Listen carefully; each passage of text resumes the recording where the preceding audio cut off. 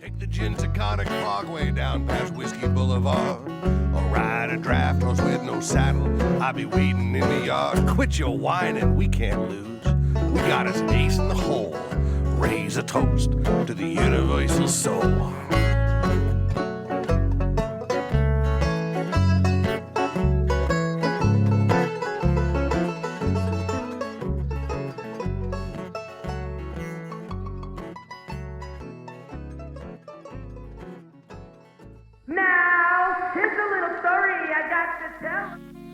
It's good to be back. I hope everything's on the gravy with you all. This is Giants Amongst Us, where we share in the unique human experience and where you're going to hear real stories that are told by real people. People just like yourself. This is about the relatable ones, the giants that are amongst us, the idea, the concept, the giant that is amongst us. It's about breathing life into that giant that's living inside of you. It may be dormant, but it's there. And that giant that's residing inside of me, that means the resilient spirit that's inside of us, that's able to help us and assist us with being able to transcend any trauma, any struggles, anything that has happened or happening to us that may be hindering, blocking, or stagnating any kind of growth in our life. Upstairs, downstairs, inside, outside, whatever it may be. From within, so without. It's about transcending these struggles, these challenges, moving beyond it, moving past it. And if you want to say it as such, we'll go ahead and say it's about moving towards greener pastures. In order to enjoy that sunlight and that sunshine, sometimes you've got to go through the rain. You've got to withstand the storm. Those beautiful sequoia trees or those redwood oaks, they don't grow to be such overnight. It takes a seed planted.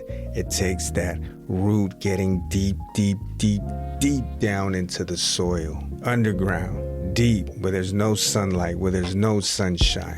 Those dark times, those hard times, but laying down that foundation with the right sunlight, some good water, some nurturing love from nature, that little seed turns into something magnificent, something glorious that people from all over the world go travel just so they can stand underneath it and look up in amazement while this sequoia tree is towering over them. So Giants Amongst Us is about waking that giant that's living inside of us. These stories and these testimonies are examples of that to show you that they're not the exception, that these people from different walks of life with their own struggles and challenges. Sometimes it looks like abuse, child abuse, substance abuse, addictions, handicaps. But how these people were able to find change, were able to be changed, were able to create change and enjoy change. To remind you right now, if you're in a dark spot, that the same can be had by you. But like that oak tree doesn't grow to be an oak tree overnight, it's going to take some time, it's going to take some effort, and it's going to take some doing, but it can be had. Change can be had. It's possible, but it's really up to you. You've got to do the work, and you've got to realize and find that potential within you. Start working at it day by day. So if you're listening for the first time and you're curious and want to hear more stories, you'd like to check out the archives, you can always go to the website, giantsamongstus.org. That's giantsamongstus.org. There you can find past stories and experiences, and any of them in any way resonate with you. You can find ways to contact and reach out to the guests or see what they've been up to, what they've put out, any kind of work or projects that they're involved with. You'll also find out information on what's going on with the show. You can get updates on the show. You can have early access to some of the conversations that already have been had and waiting to be published. You can send out a message via email, through voicemail. Let me know how you feel about the show. If there's anything in particular that kind of struck a chord with you, or if you just like to say what's up and Let me know where you're listening from, how you're listening to the show. Cool, that's appreciated. Look forward to hearing from you all. So yeah, let's just continue to push our lives, to push ourselves in a much more promising direction. So with all that being said, I'm pleased to have another sit down to share with you all today because Rick joins us. Rick Sharbau, and he's got a story to tell. My experience is weird because I'll just say it, I went a little crazy. I mean, what do you call mad from like the Mad Hatter and Alice in Wonderland a little bit, because I stayed awake for 5 days straight and I was diagnosed bipolar and stuff like that. I went to the doctors, went on antipsychotics, got put on all the antidepressants and everything like that. But it was when I hit rock bottom is when I moved out later on. I was probably 25. I had a college inheritance. I got out of high school and stuff like that. Of course, I didn't use it wisely. I didn't even graduate college. I ended up just using drugs the entire time while pretending to live in a house. It was the rock bottom for me as 26, is when I showed up at my mom's doorstep and asked for help because I had pissed all my money away and I had nothing to show for it. And you kind of realize, like, well, what am I doing with my life? Ladies and gentlemen, without further ado, this is Rick and his story. This is Giants Amongst Us, where we share in the unique human experience. And I'm excited to bring on another guest. We have Rick with us today. Rick, thank you so much for taking time out of your day. You could have been doing anything. You could have been anywhere, but we're having a little sit down. We had a very long-winded and a great conversation before we started recording. So I look forward to hearing a bit of your story and you opening up a few pages with us to share. So welcome aboard. Pleased to have you on. Oh, thank you for having me. It's a pleasure. Can you hear me okay? Yeah, you're all good. We're all set. Perfect. No, yeah, exactly. It's been a pleasure meeting you and talking. We've been talking, I already can tell we already have a lot in common. It's been fun talking about the differences in America and Germany and stuff. We could have went for days, so it was like, okay, let's go ahead and get some of this on tape right now, and and let you share some of your piece with this. So yeah, just for starters, to let everybody know a bit of your backstory. You mind sharing where you come from and a bit of how it was for you coming up? Okay, that little backstory. My name is Rick Sharbau. I'm 38 years old. I live north of Seattle. I've lived here my whole life. So I'm born and raised in the Pacific Northwest, rainy Seattle. Um, you get used to the rain sometimes, but then you, like we talked about, you enjoy the summers a lot more, or you enjoy the sun that comes around after you've had 3 the months change of of clouds. seasons, right? You enjoy the summers a lot more when you've had a terrible winter. That's all I'm going to say.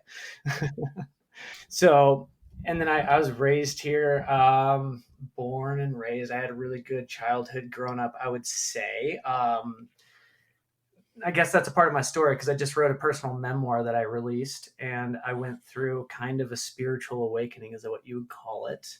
I don't know how else to explain it unless you say Satori or enlightenment or some other way of seeing beyond more of your own mind type of way. And it was, my experience is weird because I'll just say it, I went a little crazy. I mean, what do you call mad from like the Mad Hatter and Alice in Wonderland a little bit, because I stayed awake for 5 days straight and I was diagnosed bipolar and stuff like that. I went to the doctors, went on antipsychotics, got put on all the antidepressants and everything like that.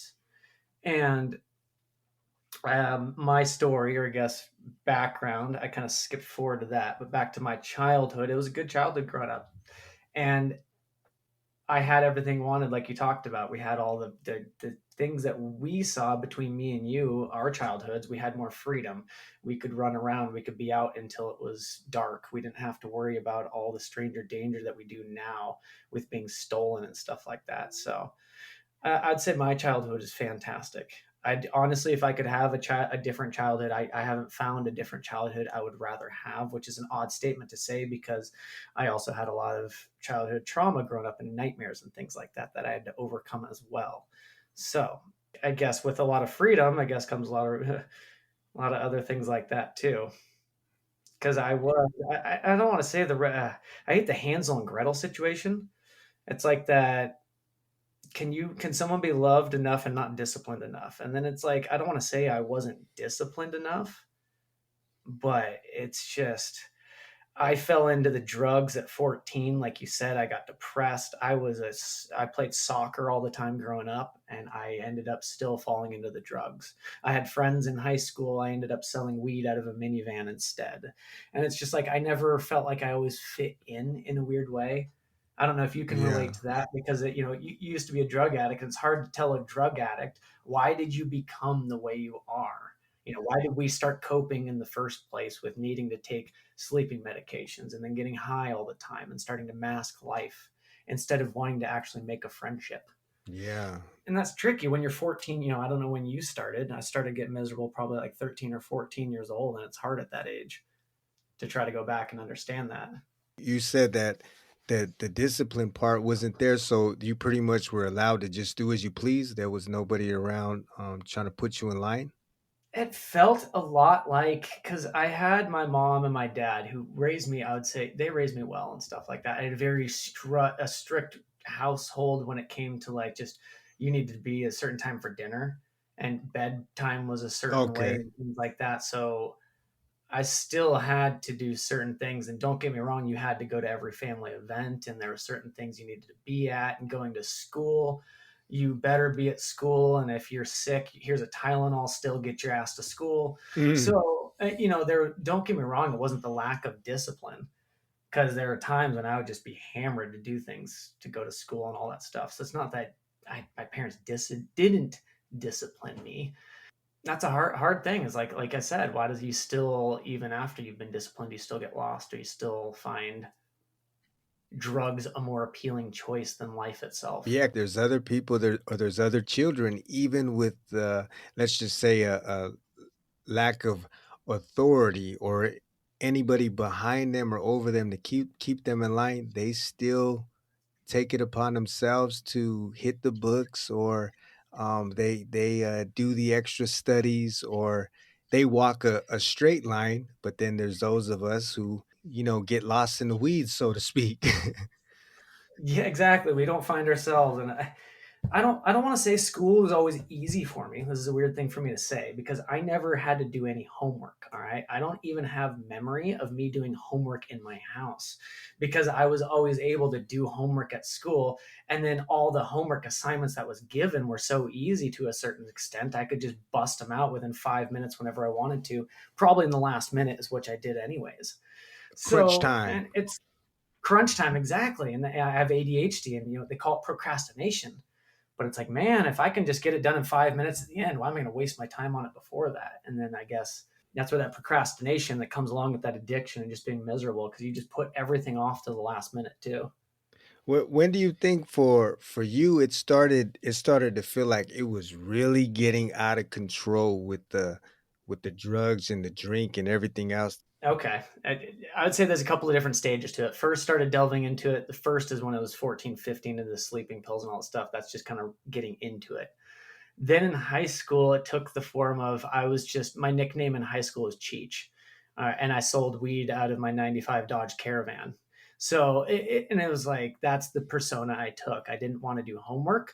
And so, of course, when you watch Dazed and Confused and things like that, it's like, yeah, man, homework Mm. sucks. One of my friends in high school, he counted on both of his hands how many times he was sober throughout the entire year of senior year, rather than how many times he was like high. He's like, "Oh, I was only sober 8 days this year." I'm like, "Whoa, Jesus!" It's like Uh-huh. that was also the environment I grew up High around times. too. And it's kind of like when you talk about your social pressure, your peer pressure, what you grow up around. It's like, the environments you're around too is kind of what you're involved in. And I think, to your point, you get into the environments as addicts. By the time you know it, you're in an environment that you're just like, "Oh shit, I might as well just do it. Yeah. I might as well do it." And that's a hard situation, because then you and your friends start delving into it. I started smoking weed and doing a lot of stuff in senior high school, but it was when I hit rock bottom is when I moved out later on. I was probably 25. I had a college inheritance. I got out of high school and stuff like that. Of course, I didn't use it wisely. I didn't even graduate college. I ended up just using drugs the entire time while pretending to live in a house.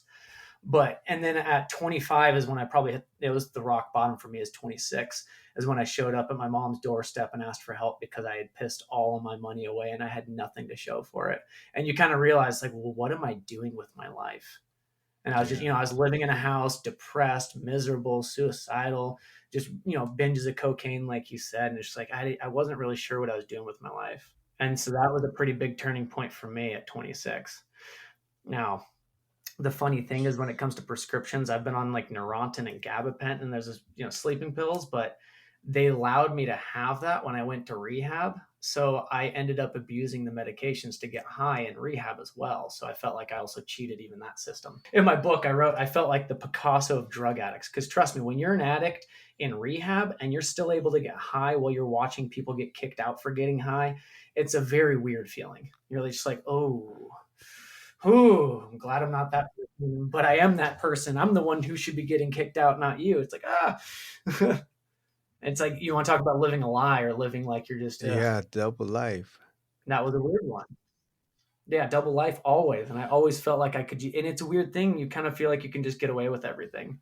Everything's just like, oh, it doesn't matter. Nothing matters. So you're just like, I can get away with it as long as nobody sees what I'm doing. And you just kind of build that reputation and move on. And it's funny because you think about it, we like, let's just say, for instance, if you're doing it behind closed doors or you feel like you're doing it under the radar and not too many people are catching on or they don't know you're using the way that you're using now, you might be getting away from it or getting away with it in that sense, but you're still dealing with all of the poison, the toxic, the trauma that you're causing to yourself. So you're not really getting away with anything. You're taking that on and it's slowly just eating at you. It's tearing you apart. And it gets to the point where, like you said, you just hit what feels like or what could be rock bottom. Yep. And it's almost like the drug itself becomes your best friend. Nothing else makes you happy. Now, how long were you involved in the treatment? How many months or what was that program like? I went to a month. It was a month. I just went into inpatient treatment at Lakeside Milam, and that was interesting. It was because it went to a place where they don't even allow you to have sugar, and so Oh, wow.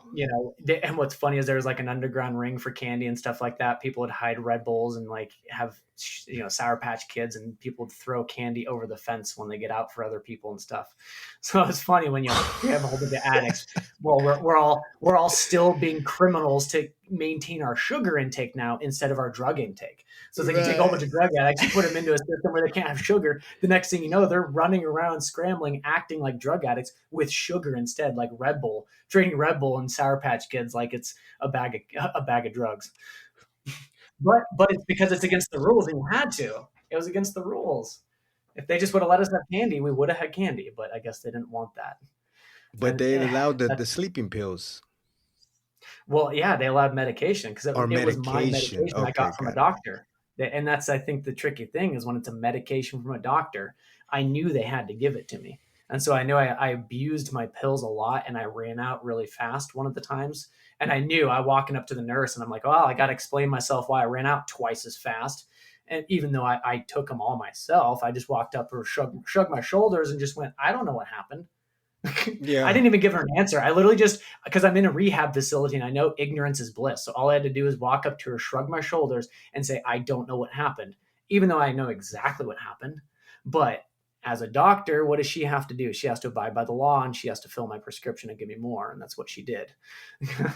And so, and it's a weird thing because I know a lot of people are thinking that the medication I was on was gabapentin and it was a Neurontin. It's a sleeping medication. But what happens for me, like I could take enough of it to where it would give me that type of mild cocaine high for like 6 hours, where I would take it with a whole bunch of sugar and stuff like that. And I could impair my judgment on enough for like 6 to 8 hours at a time.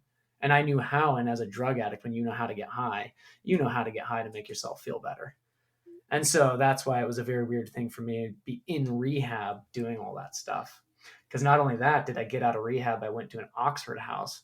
And then I became a chapter chair of an Oxford house and was preaching, sober people and still piss testing people and kicking people out.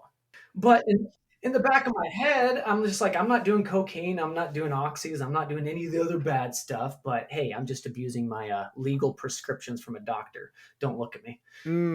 Okay, so you found a way to justify it, and you were also able to believe that for as long as you were in that position. Hey, don't get me wrong. I looked at all the people who are sober, and it's like I just wanted to be that. But it's like, as an addict, if there's a way to maintain your addiction, I mean, I did it. I guess I did, and it's hard because it's like Yeah. if I knew I Yeah, could no, get that's away with right. it, I wasn't ready to just willingly myself put it off to the side.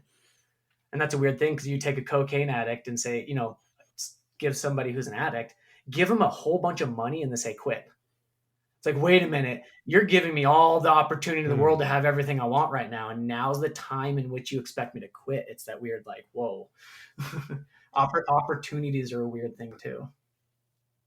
Yeah, how do you feel about I've asked a few people that, and then I guess I probably have my own feelings about it, but do you feel like it really comes down to when somebody wants to do it, or do you feel like you're able to beat the sobriety into somebody to show them the light, show them the way?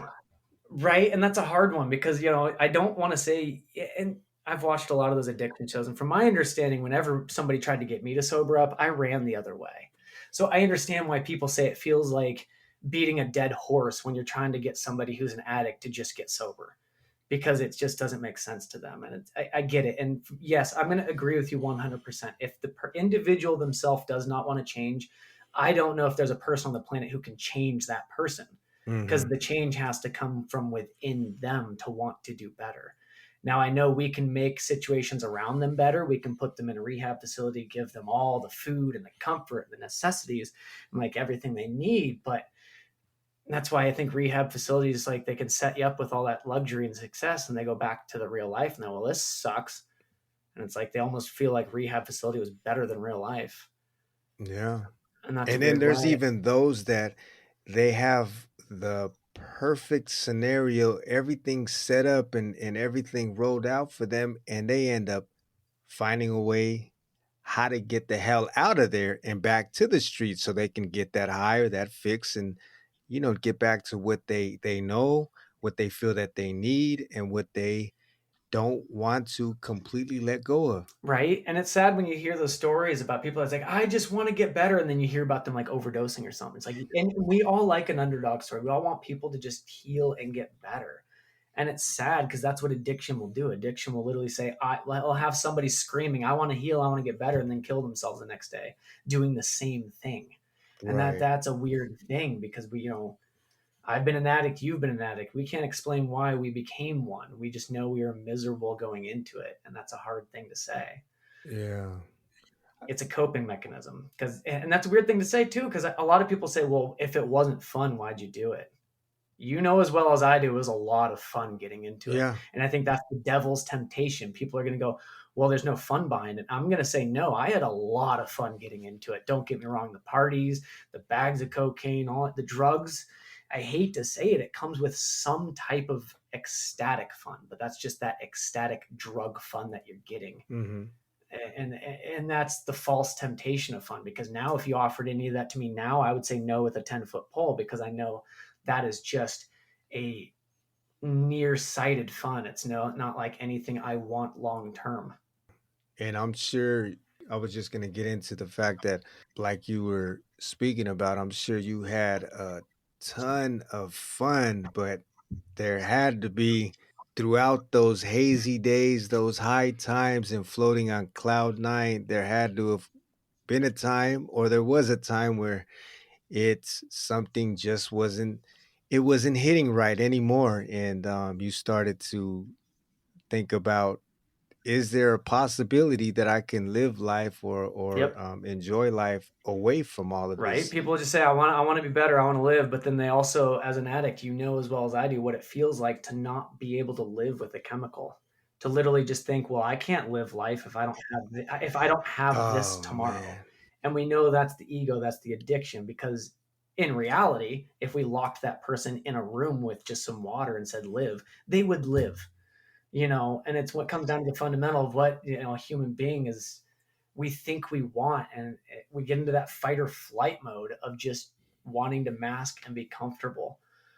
But as an addict, and you just go down that hellish spiral, and then addiction comes into it, suicide, depression. I mean, I've never seen somebody become an addict and then all of a sudden become the happiest and joyful person in the entire world, and then go write a book and become like the Hmm. best novelist. It's like that doesn't happen for a reason. Everybody who goes into drugs goes down dark rabbit holes, or they go down different rabbit holes, because you start with weed and then next thing you know you're doing cocaine, or you start with one.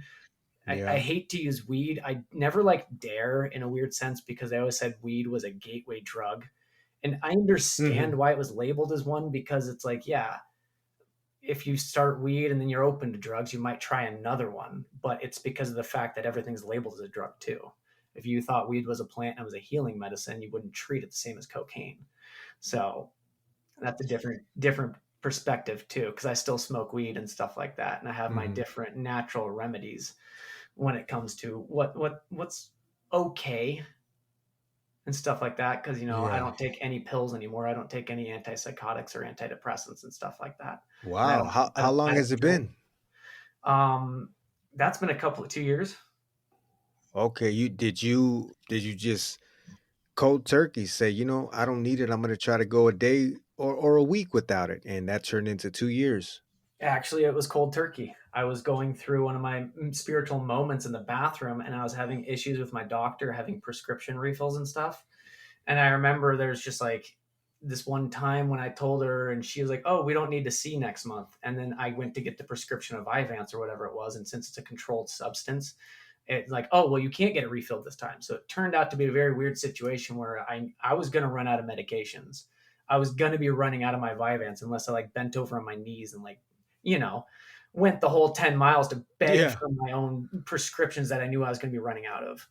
And something in that time came over me where I had the thought, as an addict, where where you have the thought, like, oh, I need it. Or it's like, what am I going to do without it? But it was the first time in my life where I had the thought, what am I going to do without it? And then something in my head was like, do it, like, go for it. You're you. Hmm. It was like for once in my life, I was able to, screw it. So what I did was I just threw the medications down the toilet. I never even made a follow up appointment with my doctor and just ghosted her and just literally said, "Do you know what? Life's mine." I threw the medications down the toilet and said, "If I'm going to be bipolar or whatever this world wants to label me as, that's what I'm going to be." And that was a weird concept too, because it was a little scary at first. But what I realized afterwards is nothing changed.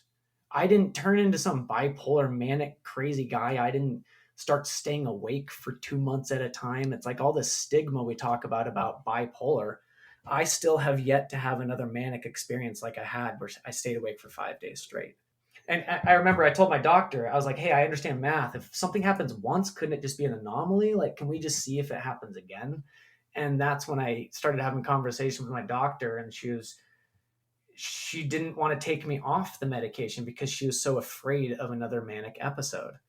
And that's when I got a little taken back. And I was really taken back after I had that appointment with her. And I'm like, well, whose health? Like, I'm literally telling my doctor I'm struggling. I want to do other things. And she's just like, oh, I can't even let you try something yourself because I'm afraid of something. Man. And that's hard because and who's right and who's wrong, because in my heart I knew I wanted to try something different. And so I started doing a whole bunch of research on psilocybin and stuff like that, near death experiences, and that's when I got into the mushrooms and the psilocybin, and how psychedelics can get people who are suffering or who just don't have a good view on life, to get them to see a different way.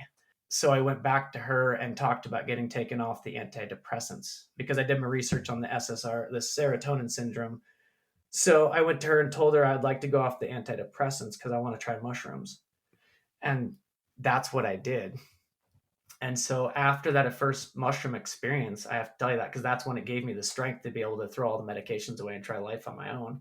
Man, you know what I can dig right off the top is that you were one for taking control of yourself. I love those stories because that's really what I hope comes across with the podcast is that the possibilities that are out there for someone when they start taking accountability and responsibility for their own experience. And with you, there was certain things that weren't working, and just because this is a doctor, just because this is a professional, I'm supposed to listen to him. But wait a minute, this is my life. This is how I feel. This is my own intuition telling me this, or my own body telling me this. My own psychology telling me this, and why not try this or try that?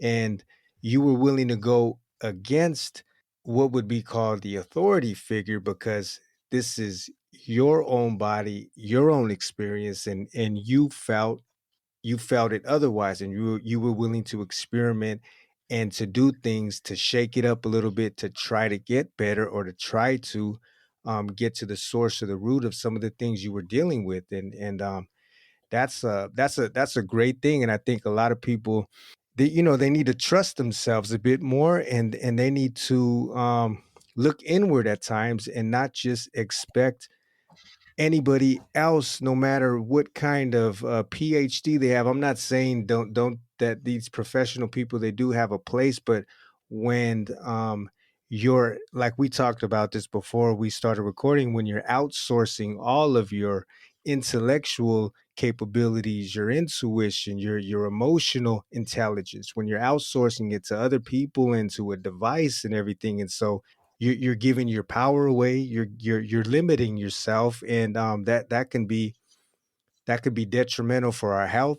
And you see it with the anxieties, with the addictions that continue, with the depressions, and you see that cycle that continues. Is because people are not allowing themselves that time and that space to look inward and to trust themselves, and to get to the root cause of who they are and their true essence, and what works for them and what doesn't work for them, and to experiment with it, and just take control of your own life's experience.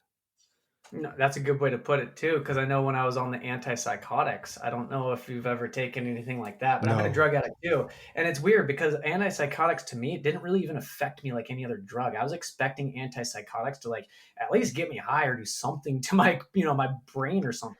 The only thing it did was it drained my energy. It literally made me A feel like a zombie. Yeah. zombie. And it was I was missing work. I was 2 hours late all the time. I couldn't wake up for my alarm clock. It made my mornings absolutely miserable. And I knew it was the medication's fault and stuff like that. It had to be because it got worse right after I started doing all of it.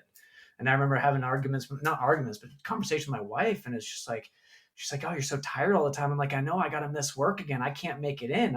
I felt like a Wow. lazy piece of shit because I couldn't get my literally physical body out of bed just to make it to work on time at 5:30 in the morning when I worked at Boeing.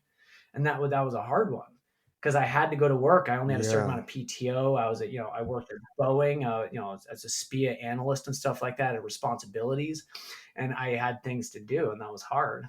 Yeah, from what I hear, okay, now for some of that stuff, like it does, maybe it eases you psychologically to where maybe some of the trauma, the stresses of whatever it is that's tormenting you, but it just flatlines you all across the board, where there's no emotion, there's no drive, there's no motivation, everything. It just numbs you and dulls you. And I've seen a lot of those movies where you hear about those people on bipolar medications where they don't want to go back on the medications because it numbs them. It turns into a zombie. I used to always hear those and be like, I don't understand. But now, after going through this experience, I completely understand why somebody would get put on a medication that, oh, it's supposed to make you better, but then all of a sudden it just makes them feel like a zombie because it zonks them out. It literally will just take their energy away.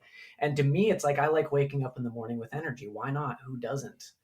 And it's like and it's a weird point to say. I didn't see any benefits after a while taking antipsychotics. I was like, what am I even taking them for? Because just to let you know, I didn't want to go on antidepressants. I even said I wasn't depressed. I don't need antidepressants. And the doctor said, well, if you're on antipsychotics, these come along with it. So here's antidepressants. And I Oh literally had to wow. just accept that. So here I am taking antidepressants, even though I claimed to my doctor I'm not depressed. I just stayed awake for 5 days straight. And that's another weird one. That's another weird one, Yeah, like you how said. did It's how like, did that and then I felt like I put all of my mental health into a doctor's hands. It's like you said, I wanted to start challenging things, but I couldn't work with her. It was like I had to just take it back into my own hands. The only way I knew how was cold turkey. It got to that point. How did that whole scenario work itself out with you staying up for 5 days? Now, this was natural. You just couldn't sleep. Okay, this is gonna get even weirder. It was, yes, it was off of my wife told me she cheated on me. All right, and this is a weird truth I have. Okay, that's a big We were talking trigger. about you talk about enlightenment and stuff like that. What happened was we were at the kitchen table. My cat passed away, like I want to say in October, and I remember it was like January, a couple months later, and I was just depressed from my cat dying. So I was just trying to march around and be really happy. And then it was at that moment in time when my wife looked at me and was like, I have something I need to tell you. I'm like, oh, sure. And I remember being like the happiest I could have. Like, I was just marching around in my little happy self. She looked at me and was like, 5 years ago when I went to the ocean, I was like, yeah. And she's like, well, I actually, I flew to Alaska and stayed with a boyfriend the whole time instead of going to the ocean. And I was just like, I remember like looking at her and trying to analyze it. And I thought it was all just a joke. And then I remember once she locked eyes with me and I looked at her and I realized it wasn't a joke. It's like something triggered in my brain. It just like clicked. And it's like time froze in a weird way. And that was the moment I started staying awake for 5 days straight. That triggered something in me because I remember being really angry. Obviously, I became pissed off at the world for like 2 days straight after that. All I remember is marching around for the first like day or two, just being angry about everything. I was like, best way to say is something upstairs just popped. I was like, all right, here it is, anger. It's like a Jekyll and Hyde Yeah. situation. And then so after the third, is about the third day is when I sat down with all this anger, and something changed in me on the third day. It was very bizarre. All the anger like subdued, and it was like something else came over me. I was like, what are you so angry about? And then I started looking life in a different way, and I started like accepting what it was, and I like really started to look at life in a different way. I remember even on the third day I went back to my wife and said, you know what, I probably would have cheated on myself too if I was in your shoes. We're all good. And I was like, when it was like revelations, like 3 days after she told me she had cheated on me, I was already comfortable knowing how much of a monster I was, and maybe I had played a part of why she had done it. And that was what I was willing to dig into, because that's a weird point to be cheated on in any relationship. Is it ever one-sided? And I shoot, I'm the one that got cheated on. I don't want to say it was my fault, but there's a reason why I got cheated on, and that's what I wanted to look into and kind of dive into. And so on the third day, I typed my thoughts out while I was closing my eyes on the bed just to try to like find what was happening upstairs, because my mind was going crazy. And in to your point, you've been a drug addict, you'll understand. This was very weird because I had been awake. This was 3 days after feeling this way without taking a chemical. Because I remember at times when I had been awake for on day 3 and day 4, thinking this is so alien. Like I didn't even do anything to get this. It was like almost like somebody had injected me with an adrenaline that was going to last 5 days, but it never happened. All of a sudden, it just happened. From my wife told me she cheated on me, and that was a very weird thing to try to grasp. And so on day 3, I just started typing out all my thoughts. And I had the most introspective moment when I did, where I got projected like outside of my body. And I like literally felt like I was connected to like a consciousness and type of the source, I'm going to say, whatever you want to call it. Yeah, the collective unconscious. Because I went to a place while I was typing and I saw a brain floating shaped thing off the ground. It was geometric and it was moving with like a fluid motion type thing. And it felt like it was my whole world. But what happened was I saw that and then I got astonished. I was like, what am I looking at? And then I saw a green tint. And then looked down at my feet and I remember seeing a green plexiglass wall of glass in front of me. And then I was astonished at that. And I thought, what am I looking at? Thinking this was my entire consciousness. So I knew while I was there, for some reason, I was looking at my entire consciousness. That's the only thing I could grasp. And then I saw something sitting next to me, cross-legged. It looked like an entity or like a silver figure, almost like the Silver Mm-hmm. Surfer is the best way to put it. But it was like cross-legged, like a more like a Shiva-looking figure. But it had looked like the Silver Surfer, but it was on the same side of the glass as me, and that was very, very weird. And I remember being shocked once I saw something sitting there, because first of all, I was just typing my thoughts out in my head. I closed my eyes and I started typing my thoughts out, and then all this happened. And that's very weird for me because it's Whoa. like, oh, how does that? I used to be an atheist too. You know, being a drug addict, the world is, the curtains close. There's nothing else than matter. And I think that's the atheistic view: is matter is all there is. We die. That's it. Curtain closes. But now, after these experiences and having these moments, I believe energy is more, and there's more to life than we know. You know, what do we want to talk about? Souls and essences move on, or our, you know, karmic energy passes through each other and we're all connected in a way that we don't Yeah. understand yet. I would believe more of that to be true now than atheism. I don't even believe atheism and nihilism is a terrible way to look at the world. And I am Hmm. against that. It's so dark. And that's where depression, suicide comes from. It's like, well, if the world is dark, you might as well just treat it dark. It's like, well, oh man, then you're going to see dark a lot. It's about trying to find the beauty in it too and stuff like that. And finding, I guess you can say, I feel like in a weird way, I went a little crazy and went mad because looking at even my own experience, why did I forgive my wife? And why did I not go crazy? And why did I even react the way I did?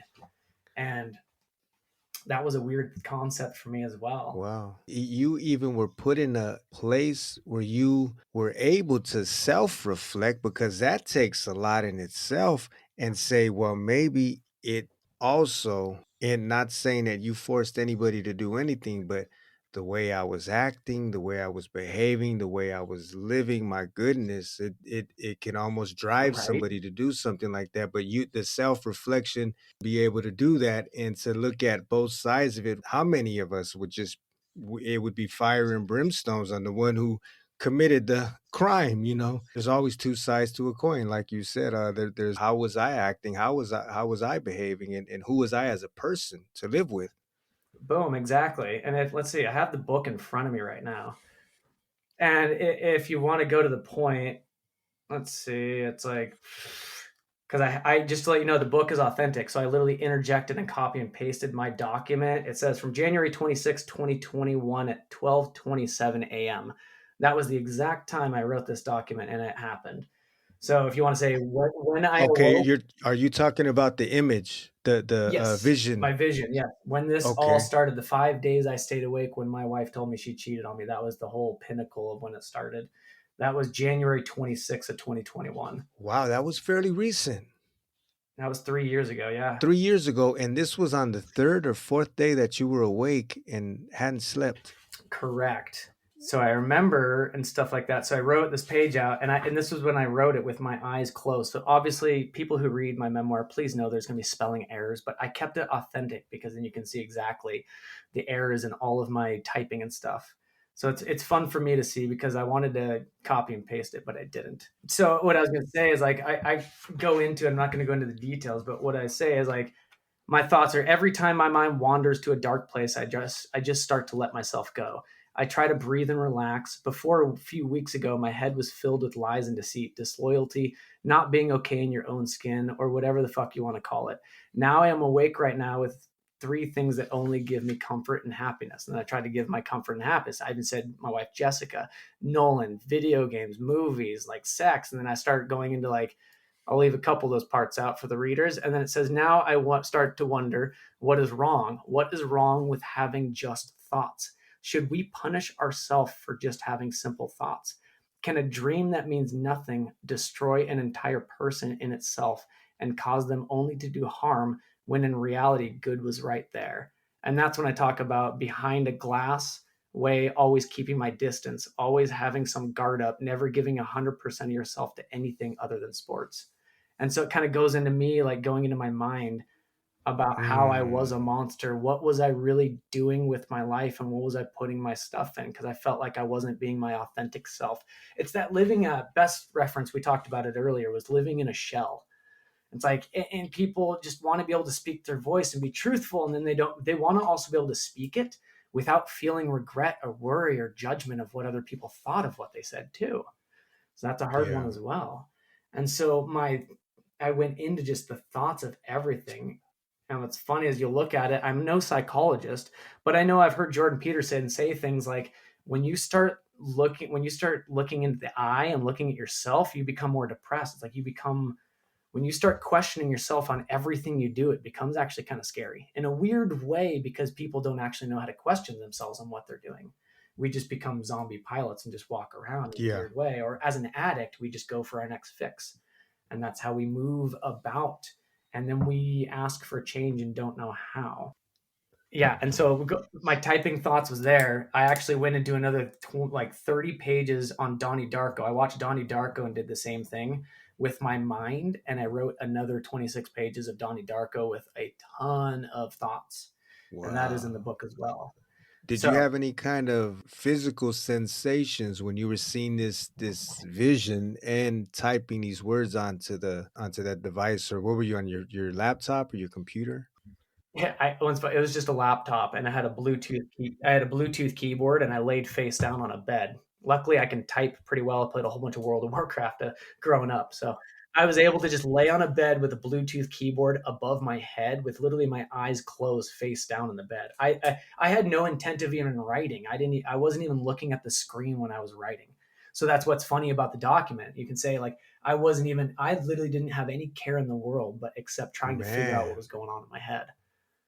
And to say I had feelings, it was very weird, because it happened where I got projected and I saw the things I just talked about. And then it was almost like a DMT trick, because it ended as fast as it started, because all of a sudden I remember seeing the entity sitting next to me. And I had the one thought as I looked back through the glass right after I saw the entity. It happened so fast.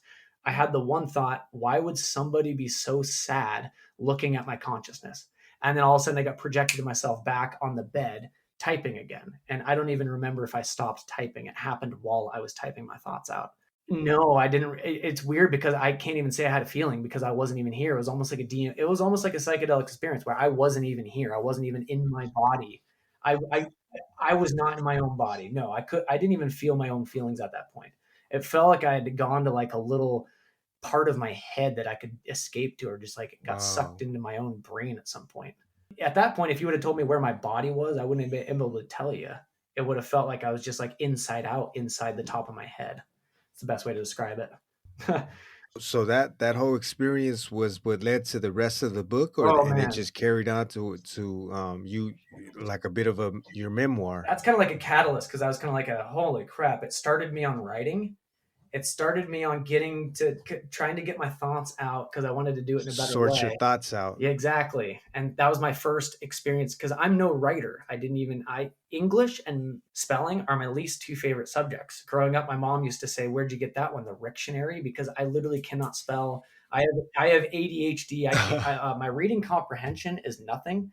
I don't like reading books, because I read a page and I forget everything I just read, and that happens to me all the time. So I am not. I hate to say it, I'm not a big person that likes to read. It's not enjoyable for me, Right. because I don't like rereading things. Okay, imagine if you had to Hmm. watch movies twice just to understand. Oh, I watched the movie. I don't remember the movie. Now I got to watch the movie again just so I understand it. People wouldn't want to watch movies anymore at that point, and that's how I feel like it is for reading with me. And I'm trying to work on it, but that's why writing for me, like you said, that started my writing journey. And it's weird, because I always told myself I'm not a writer. I'm no poet. I can't write anything. I'm not creative. But that's what started me on philosophy. So what I started doing after that, before we go into the philosophy, I'm just going to finish my story, Yeah, yeah, please do. because I started typing that, and that was day 3 of being awake. And then I did the whole Donnie Darko bit. And what happened was, it was Monday, and I needed to go back to work, and I'd been awake for 3 days, and I've been awake all weekend, and so I needed to get help. So I called some 98.6 that Boeing offers help to, and I ended up going to behavioral hospital, because they looked at me, or they heard what I was saying. I hadn't slept all weekend. They're like, you need to go get it help immediately. And of course, in my head, I'm like, well, no shit. Will somebody just give me a freaking like something to sleep? Because that's funny, because that's all I wanted was sleep at this point. So I went to the behavioral hospital after talking to them, and I sat down in a doctor's office, and I poured my heart out to them, asking for sleep for an hour. They didn't even admit me. The next thing I know, they were shuffling me out the front door and said, we'll call you. And I remember being shocked, because I went in there thinking I was going to get immediate help. You're going into behavioral hospital, somewhere you're going to go. Literally, it's my last step to the loony bin. I was accepting the fact that if I did this, I was going to be labeled crazy the rest of my life. And even if I went to any court system after this, I will be labeled as a crazy person. And I had to accept that going in there. So I remember I was crying. I'm like, holy crap, what is crazy? I've been awake for going on 4 days. What is, and at that point, you start to believe yourself as being crazy too. Although what's weird about it, you talk about feelings and emotions. I didn't feel depressed. I didn't feel suicidal. I didn't feel the darkness. That when you feel about that dark, ominous feeling, I didn't feel any of that. All I did was jacked up, and it felt like somebody hit me with an adrenaline shot that wouldn't stop. So after that, they told me to go to the ER if it got worse, right? So they kicked me out and said, go to the ER if it get worse. And I remember going the next day, I had a therapist appointment. And it was that I had my therapist appointment, I believe. And then I went to that therapist appointment. Nothing got better. And so we knew, my wife was like, this is day 4, Man. after everything. And I still hadn't gotten sleep. So she said, we're done. We're going to the ER. This is day 4. I'm like, yes, I'm done. I literally looked there and said, sign me up. You take me wherever I need to go. Just put me to sleep. I was like, that's how I felt. Because after a human being awake for 4 days, trust Some me, elephant tranquilizer, something. yeah, dude, right? It's like, just give me anything. It's like, but what's weird about it is I didn't want to do it in the wrong way. It's like I knew I could have just drank myself to sleep. And in that, the addictive brain did come in at one point where, yeah, you could just medicate yourself to sleep. But that I didn't want to do it that way. And that's a weird concept. I felt like I wanted to do it the right way. I didn't want to go back to my old ways of being an addict and just masking it. This was a different type of energy. I just wanted to go to sleep with it. I didn't want it to go away in a weird sense too. So my wife took me to the ER, and I remember getting taken back there, go to Everett, and they literally take me back. I wait, do my whole time, and they say, well, we can't help you anyways. I'm like, what? So I get taken to the ER, and they can't even help me because the doctor looked at me and said, we only assess people to see if they're a threat to yourself or if they're a threat to somebody else. And you're clearly not a threat to yourself or somebody else. So, and it's like, wait a minute. And I remember thinking in my head, so if I'm a heroin addict, puking my brains out, you're going to put me to sleep up on the 3rd floor. But just because I'm not a threat to myself or anybody else means you're not going to help me. And I'm, in the back of my mind, I'm like, great. You want me to start screaming at you? You want me to jump through the window? What do you want me to do? You're like, do you want to scream? My addict brain's like, fine, get the attention, get taken up to the 3rd floor. But something said, no, just be patient. And I remember just walking out the front door of the ER. And that's when I kind of lost it in my mind a little bit, where I had the moment where I had my headphones on, I was listening to music, and I literally I felt like I had gone insane. I felt like it was kind of like I had opened my mind. Fine, I'm crazy. Here I am. And I just let it all go. And it was a weird concept. And it was it's weird because a lot of people don't want to be crazy, but then you get to that side of the fence. It's like, and then you act like it. And it's like, what is crazy? What am I actually being crazy for and stuff like that? And it was a weird concept because I had been awake for 4 days without help. And I trust me, at that point, you feel like you're crazy in your own head. You feel like you're losing your mind. And that's why that's why a part of my journey has been hard for me, taking my own health into my hands, like you said, for my doctor later on, because I felt like I was a little bit of the Mad Hatter who I went crazy. And I understand why somebody goes crazy, where you will just put all of your health into somebody else's hands. And it's easier just to be a drone at that point. But that's why it was very hard for me at that point to take matters in my hand, because I literally felt like I went crazy after the ER. I opened myself up to that side of the fence and went a little bit of the Joker. I want to say the Joker. It's like you open yourself. Fine, I'm the Joker. Look at me. Who cares? I accept it. I accept I have a dark side too. You can laugh at it, but I'll just, it was a point when I just didn't care anymore. A lot of my care for how other people judged me or viewed me went out the window that night. It was a sense of like liberation. I was like, oh man, fine. If nobody's going to help me, the doctors aren't helping me, behavioral hospitals aren't going to help me, nobody's going to help me, fine. I looked up in the sky, started singing my songs, started singing Pantera and Bullet for My Valentine. Like, fine, I'll help myself. And it's like, I just felt the music and just started doing with that. And then that is when I started getting into the writing. But long story short, I finally got sleep. To end the story, I did get sleep after the ER told me I needed to go to the behavioral emergency care. but it was 8 o'clock at night. And I think it was like 7:55 when the doctor looked at his watch, because he literally looked at his watch and said, "You need to go to the emergency behavior room, but they close in 5 minutes." It was like out of the movie or something. He literally was like, "Oh, it's going to close in 5 minutes." I'm like, "Oh, are you shitting me? You shitting me?" I'm like, I've been waiting. And not only that, how long was I waiting in the waiting room for them to tell me? I'm like, wait, why wouldn't you just put me over where I needed to be? Oh. And it was like, so I did. I had to do a whole nother night after I went to the ER because they didn't help me. Oh, And then my wow. wife ended up taking me back at 8 in the morning to the behavioral emergency care. And they ended up getting me onto some strong antihistamines and getting me the help I needed. Or they at least got me to sleep. That puts you out.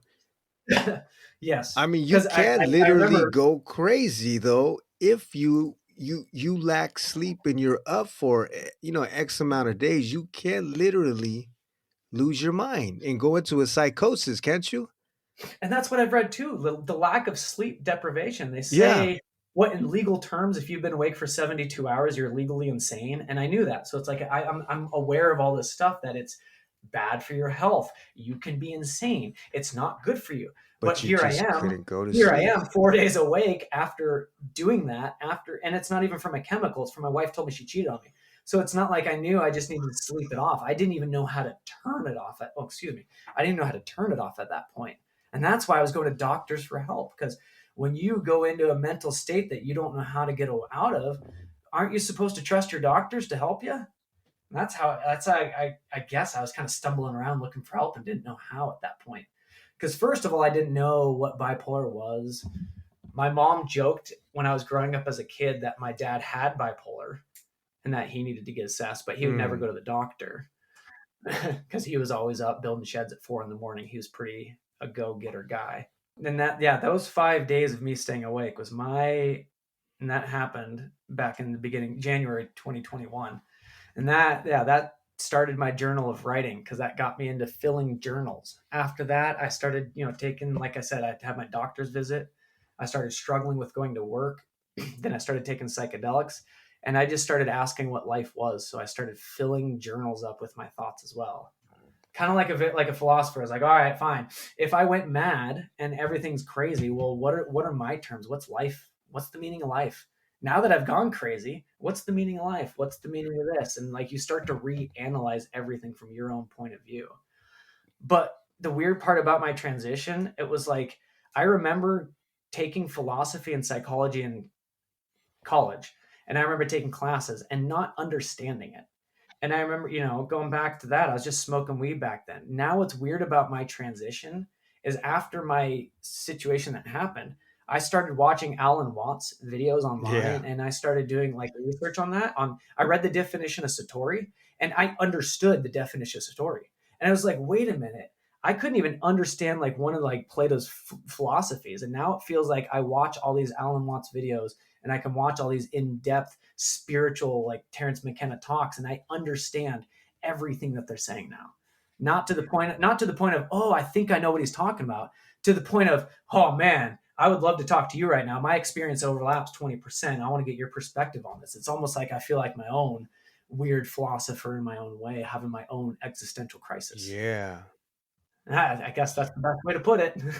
How are existential crisis or philosophers created, unless they have some type of And existential that's crisis? exactly what that was. Wow. And that formed into, so would you call it a memoir? These are your thoughts, your out of body experience and everything in between from that time. And I don't know how far of a time period it went on till you condensed the book and finalize it to where you said, all right, I'm gonna go ahead and publish this thing. Yep. Because this, just so you know, yeah, I finished this about a year ago. So I know I've been living life. A lot's happened in the past year. Yeah, this is going back a couple of years. This time frame is my 5 days staying awake, everything that's been going on. It has the first chapter alone. I condensed an entire journal of thoughts I had into one chapter. So if you guys think you're going to be able to go and read the first chapter and it's going to be a Dr. Seuss that you're going to understand right away, I'm sorry. The first chapter alone is an entire page of my thoughts in philosophical format. So it's going to be a hard read for a Wow. lot of people too, I'm going to say, because it's not one, it's like It's like a Frederick Nietzsche or meditations and stuff like that, where one paragraph of my book sometimes will make you choke on a lot. And it did for me because it took me 2 years to write it. And there were times going back and editing it where I couldn't even edit it because it was so personal, or I'd be crying, or I'd be like having so many emotions going into it. And there'd be days where I'd be like, oh, I need to edit my book. And then I'd be like, oh, I don't want to deal with that right now. Nope. And I wouldn't do it. It was so emotional for me just to even create this book to begin with. So this is the personal piece then that you're sharing with people. Oh, this is very personal. It has a lot of my insecurities in here. It has a lot of, I mean, my deepest thoughts I put in here, and I didn't hold back. I left them unauthenticated. Sorry, I lost my word choice on that one. But it was like I wanted to keep everything raw and to the point, because when I typed out all my Donnie Darko thoughts and everything, don't get me wrong, I put stuff in there about my mother. I said, I have a mental health issue. What's going on with this? My drug addict, my addictions when I was 15 years old, me being confronted when I was, oh, you need to quit smoking weed so you can be assessed for ADHD. And I was like, yeah, fucking right. Kid who's crushing on weed, you tell me to stop it so you can assess me for something. And it's just like I started digging into like my whole life and thoughts about everything I had and kind of like, I guess to your point, how did I become so miserable to begin with? Yeah, exactly. How did I become so miserable? And that's a hard. If you take anybody who's depressed and give them an empty journal and just say, "Here, start writing. How did you become depressed and miserable?" That's going to be it's going to look different for everybody. It's going to be hard, and a lot of people aren't going to even want to do it. Eh, and that's a hard one because I didn't even want to write this book half the time. And I didn't even want to. Part of me, just between us, didn't even want. I mean, it's not between us. The world's going to hear it. I don't care. What I'm saying is, like, part of me wanted to erase a lot of Wow. it. I wanted to go in and delete a lot of my insecurities and cover it up and sugarcoat it. It's part of me, and my brain kept saying, "Do you know what? They're not going to like a lot of this stuff. You need to go edit it because it's way too harsh. It's way too real. Hmm. There's too many grammatical errors." And there'd be times I go back in to edit it, and then something would come into my head and say, "Don't do it." Literally, I'd have a voice in my head say, "Leave it." And it was almost like a challenge because I'm going through the Carl Jung phases of you challenge what you persist, resist. It's like what you're afraid of, it should be your next task. And I remember sitting there wanting to delete a lot of my insecurities and a lot of my personal things out of the book. And it was like well, what are you scared of, Rick? If you leave it in there, who's going to judge you? And it was like that, well, you've already gotten mad. You're the Mad Hatter. What? And I remember starting to write. My whole book started with, if I strip off my clothes in front of the world, what would I have to lose? It's kind of like, what am I afraid of telling people what I've thought, what I've been through, what I've experienced? And it's hard because people have reputations, and I think people don't want to kill their reputation. Yeah, that's like the idolized image that we all have, this mental formation that we have in our minds, and sometimes that is what helps us appease and to deal with all of the things that we're dealing with inside. And we have this live image. So if there's anything that's going to harm it, that's going to tamper with it, and anything, then that'll ultimately crumble our world as we know it, because that's kind of like a coping mechanism or something that we use as a defense to get by and to to manage our day-to-day affairs. Yes.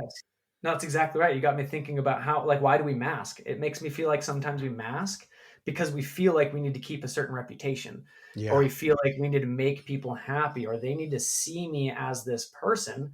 I may be having a terrible day, but if everybody always sees me as the happy go lucky, cheerful guy, and that's the reputation I tell myself I need to maintain maintain. Hmm. If I'm having a bad day, can I go to all my friends and be sad? You know, could you be a Scrooge for one day, or would everybody judge you and they'd think, oh man, he's depressed? And then you're starting to think, well, my reputation's all ruined. I'm no longer the happy lucky guy. People are going to judge me. I'm not, and a lot of people are going to say, I'm not allowed to be sad. I'm not allowed. Yeah, I'm not allowed to be sad or vulnerable. So they crumble. It's a good point. And just think about all of the, I think we talked about it earlier where you said, some people they just have they have no energy, they have no drive, they have no motivation. Now imagine all of us that do that, and all of the energy, the resources that we use emotionally, spiritually, psychologically to keep this image alive, how much of the resources were being used to keep that image alive, and it's draining us in every other ways imaginable, where we can be using that energy in a creative way, in a way to build, to grow, to learn, to educate ourselves. That could be going to so many different things, but there's so much energy that we use to uphold this image and do everything we can just to keep this alive, because it is pretty much how we just conduct ourselves Yep. and how we deal with whatever it is that may be affecting us, in our inner world and just inwardly. And yeah, there's a lot of wasted energy going into that. And if we just if we allow ourselves the time to try to get to it, okay, let me strip myself like you did in a sense. Let me strip myself bare, and we're gonna build this thing back up better and greater than ever. And now you allow yourself to have all of these resources once again available, but to be used in a more constructive fashion. And that's to go towards rebuilding yourself, working on your relationships with other people, and then just how you live your life and experience your life on a holistic level. No, I completely agree. Yeah, because a part of spiritual awakening, reevaluation your relationships, your energy and stuff. And yeah, and that's weird because you as an addict, they say, I remember being conflicted when they'd say, when you first do rehab and they first put you through the stuff, and they say it's okay to be selfish. Because I remember as I was an addict, I was a people pleaser, and it was hard for me to be selfish. And so I remember they're like, it's okay for you to do stuff for yourself. And that was a hard pill for me to even grasp once I started becoming sober. Because I'm like, wait a minute, I thought we're supposed to be like the helpers, whatever. And it's like, I'm supposed to be Hmm. helping everybody. It's like, well, and now you're telling me I need to be selfish. And I remember that one was, that was a hard one for me to even grasp at 26, because I didn't understand what that meant. Like you talk about that shell, Yes. that people pleasing shell, that reputation you feel like I have to maintain. I literally was unable to even comprehend being selfish for a second, because I felt like I had to maintain a reputation of being such a people pleaser. And what's funny is, how is a drug addict labeled? They're labeled as the most selfish and irresponsible people to begin Yeah. with. Yeah, So you're right. when you're a people pleasing addict, it really feels like a catch 22 at times. You're like, no, man, I have a good heart. I would do good to anybody if they came into my world. Unfortunately, I just don't see anybody in my world that's worthwhile. And that's a hard one, where you get depressed and stuff like that, where you feel like you want to do good, and a lot of people would do good, but they don't know where to do good or how to do Yeah, good. you'd like to do good, and then and your actions and your behaviors and just the way you're conducting yourself and living your life, is you end up isolating yourself from everybody that means anything to you, or anybody that's of any significance. You end up isolating yourself, and your world gets smaller and smaller and smaller and smaller. And yeah, that's a scary place to be, and it can feel very, very hopeless. And It is, because I'm also, I'm starting. I love stoicism, and I love that stuff. I'm a huge Donnie Darko fan. They say you got to be comfortable with being comfortable in yourself too. And so that's why it's a hard thing to say. It's like, you don't have any friends, you have lonely days, you have nothing to do. But it's also the fact, like, a lot of people need to be comfortable in their own right. skin as well. And that's something I was not. It's like you put me in a room by myself and just left the house, I wouldn't even know what to do with Hmm. myself, or like what would have been enjoyment and stuff.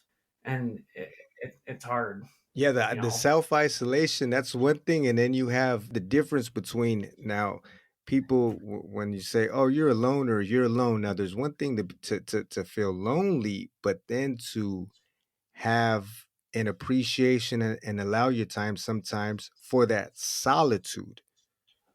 You're Yep. alone, you're away, but there's a difference in how that is used. Like how you said, maybe you're alone and you wouldn't know what to do with yourself and everything. And I feel lonely. I got to distract myself. Let me pick up this phone. I'll find what other people are doing, or watch a video or something. Or that versus somebody who just during that time, the solitude, you can use it and like maybe self-reflection, meditation. You play a little instrument, you think, you look, and you just be in the moment and maybe appreciate what's going on around you. If you're outside, the clouds are moving around or anything like that. But the Yep. difference in the loneliness and solitude and I being think that's a good alone. point. You hit it on the head with, are you either distracting or are you reflecting? Because that's a good point. Are you trying to find passion, or are you just trying to distract yourself until the day's over? Because I know when I was depressed, a lot of the times it feels like you're just really good at masking and distracting yourself. And then you tell yourself, as long as I can get to the end of the day, tomorrow will somehow be different. Yeah. Even though tomorrow's never different. You And tell yourself, as long as I can make it to the end of the day, I'll be fine. And so you just bite the bullet trying to make it to the end of the day, distracting yourself. But it's just like, you're right. You never reflect on saying, like, what am I doing wrong? What do I like? Why aren't I doing more things I like? And if you like, start to just find your passion, I think, too.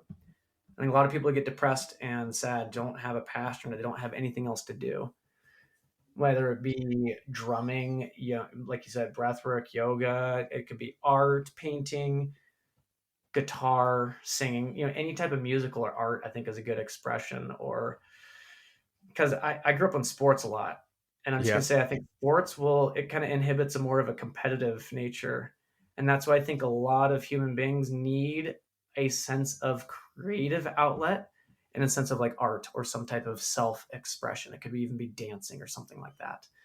But I only grew up with sports, and I feel like it kind of molded me into being a very competitive person growing up. And I just had that like fight. Everything was Hmm. a competition where it's like there was always a first place, and there's always some ranking of something. So a lot of it's Hmm. competition, and it's hard because I feel like it's a negative view on the world when it comes to, like, what martial arts and kung fu teaches you versus what sports teaches you, because discipline and what's beneficial to a Yeah, I got mind. what you're saying. Yeah, I played pretty much most of my younger years baseball, a little bit of football, but it was mainly baseball. And I guess in some sense, it can teach somebody how to accept or better deal with loss or failure. But yeah, that competitive nature really is something that can be destructive also. Can be, because I know you can bring in your anger, and there's times that you bring anger into games, and you'd have retaliations and stuff, and you just bring in all the emotions and things like that. And yeah, that's when it becomes a little hard. I think as long as you don't have that time, like you said, to reflect and understand what your emotions are doing, but they don't. Our generation was not taught Hmm. anything about grounding or how to stay calm, or hey, what are your emotions to begin with? We never had an emotions class growing up. Like, how to even, like, Oh, I was the worst with it too. I we were just yell, scream, like hit. we talked about, we just played kick the can in sports, and we just played until it was dark, and that's what we knew.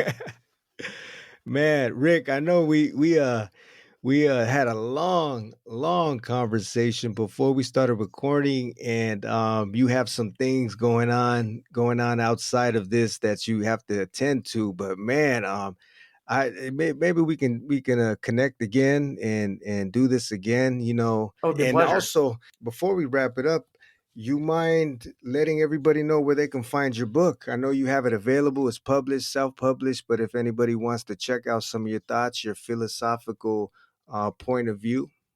Absolutely. It's on Amazon right now. You can get it. It's called Bye-Polar Enlightenment. It's BYE, Polar Enlightenment. That's my little play on words, because they diagnosed me bipolar, and then I said goodbye to it myself. So I was kind of having fun when I was having fun when I titled it. So I You said flip it bipolar. around. Yeah, Yeah, that's that was right. not just like bipolar, and we'll see what happens. I, Bipolar. I, Ah, I I like also that. Okay. It took a second time for me to say it and get what you okay, exactly. I didn't, that's it's normally cool. bi polar for bipolar, but I challenged life myself, and I literally said goodbye polar. That was Bipolar. my joke, is like, I'm not bipolar, or am I? Whatever.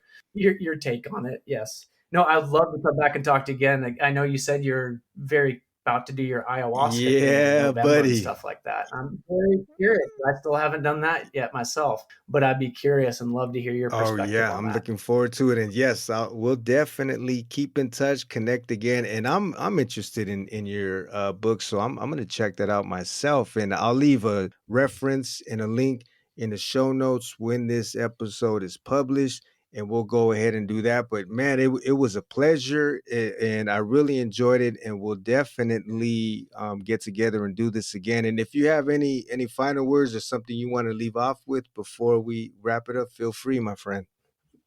Well, I think I could talk for hours, but I'll keep it brief. I'm that guy who go down any rabbit hole. But no, it's been a pleasure, and like you said, I'm excited to talk about my book, share my experience with people, start helping people understand. I feel like I've been called to talk about psychedelics in a weird way and somehow heal when it comes to being stigma against big pharma. I believe in medications. Don't get me wrong. Like some type of medications are needed, but I think the way the West went was way too overboard and we over medicated our kids. And I think that needs to pull Yes. back. And I think we need to go more for a natural and holistic approach of healing when it comes to plant medicine and things like that, where we need to stop doing research on how to make other chemicals. We need to start doing research on what the actual good our Mother Earth does to our bodies still, you know. And we're going to get back to that, I know. Amen. And that's what I preach, because I don't take any prescriptions anymore and stuff like that. I'm free on that. I just smoke weed every once in a while. It's fine, whatever you want to take. I would much rather, in my eyes, I'd much rather have a world that people smoked weed to counterbalance their ADHD and stuff like that than actually took ADHD medication. That's just my opinion. Yeah, I'm right on board with you there. And Rick, I hope that I still was able to do you justice because, like I said, we had, and as you already know, we had a great conversation beforehand and just started recording. Man, probably about 2 hours after the fact, but I still hope you had, or you felt that you had a good enough time and an opportunity to share some of what you had in mind to share. Oh yeah. Oh yes, absolutely. Like I said, of course I feel like I only shared 10% of my book, but every time I talk about it, I can only share 10% of it because I feel like I watched Keanu Reeves. He talked about like, well, how do you Mm, explain what the Matrix is to the somebody? So it's like, elevator how do pitch. you explain? Somebody asked me the other day, it's like, well, what's your book?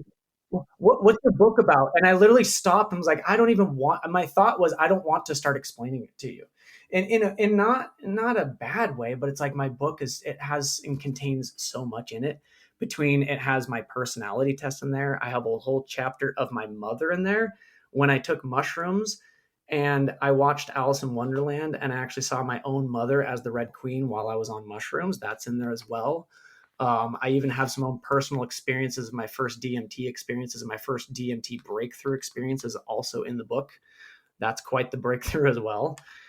And so, yeah, it's quite, when you talk about, yes, we did justice, because I'm only ever going to be able to talk about 10% of it. But I think that's my point getting this book across, my transformation, because I feel a little bit like the Mad Hatter at times, because I did go a little crazy, but I'm reading all these quotes. I'm loving philosophers, and you know, all the greats will sometimes say like, genius doesn't come without a touch of madness. I read that somewhere. It's like, and that's a weird concept, because it's like, well, okay, now I feel like I don't want to say I'm smarter, but what does an enlightenment and awakening do? Because you can connect more dots in your own head, and you can see and you can Mm, understand things more. And like what Jordan Peterson talks about, like emotional intelligence, and that's what a lot of people don't understand or want to articulate. It's like, what emotional intelligence is what I strive for and what I look for in people and stuff like that, because that will be a good telltale sign of like what how grounded a human being is of their emotional intelligence, being able to read a room and just not just squander it with negative energy, just mm. I guess having some type of empathy and also being understanding of your own emotions and how they impact people. But yeah, trust me, this is a weird concept for me to say, because I'm literally about to come out to the world and say that I'm enlightened, whatever, whatever enlightenment is. It's a spiritual awakening. It's a Satori experiences where you can pull more information out of your brain and be able to speak and act in a different way than most. And it's a weird thing for me to say, is like, what's enlightenment? I kind of went, that's deep. Yeah.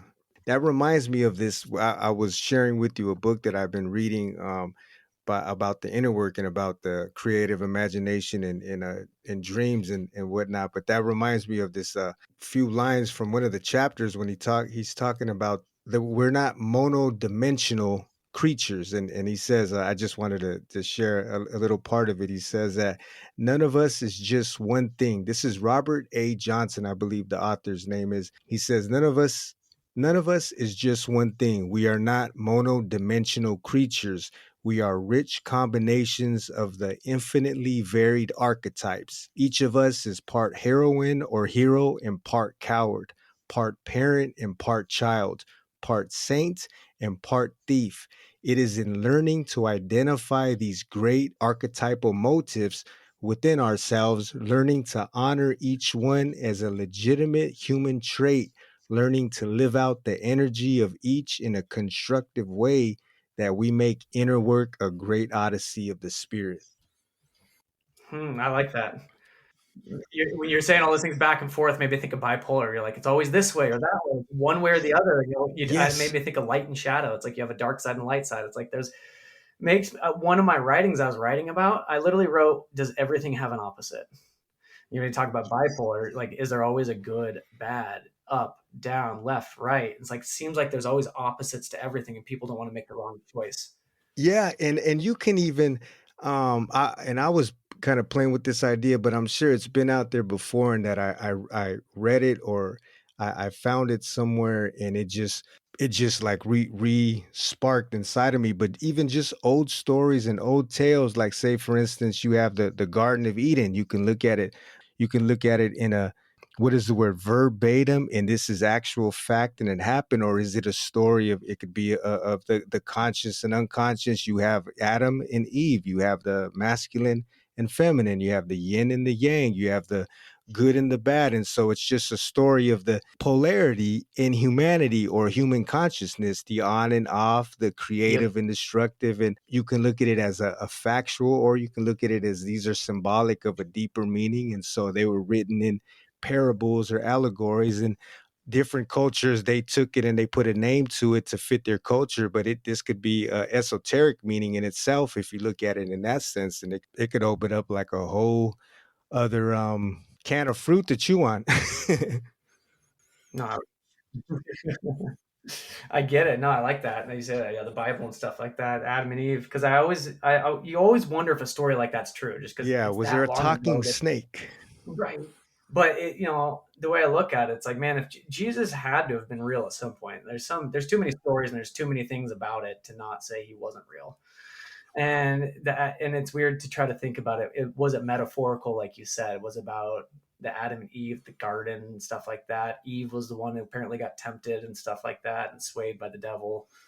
Or yeah, she was the one who took the bite off the forbidden fruit. And it's a weird concept. Yeah, you even have like it could be the Garden of Eden. That could be just the terrain of the human consciousness, and then you have the good and the bad, which is Adam and Eve, or not to say good and bad in literal sense, but just the polar opposites of each other, Yes. the feminine and masculine in each one of us, in everything too. There's a feminine and masculine from what some say in just about everything. There's going to be the two different sides, and that could be the coming together once that marriage is brought back together in human consciousness, when you're able to not just be so one right-sided or so left-sided, and you have that perfect balance, that perfect marriage. That's when you have a unison and you're able to be a more complete, fulfilled, and balanced individual. No, that makes sense because called masculine and Marrying the feminine. two.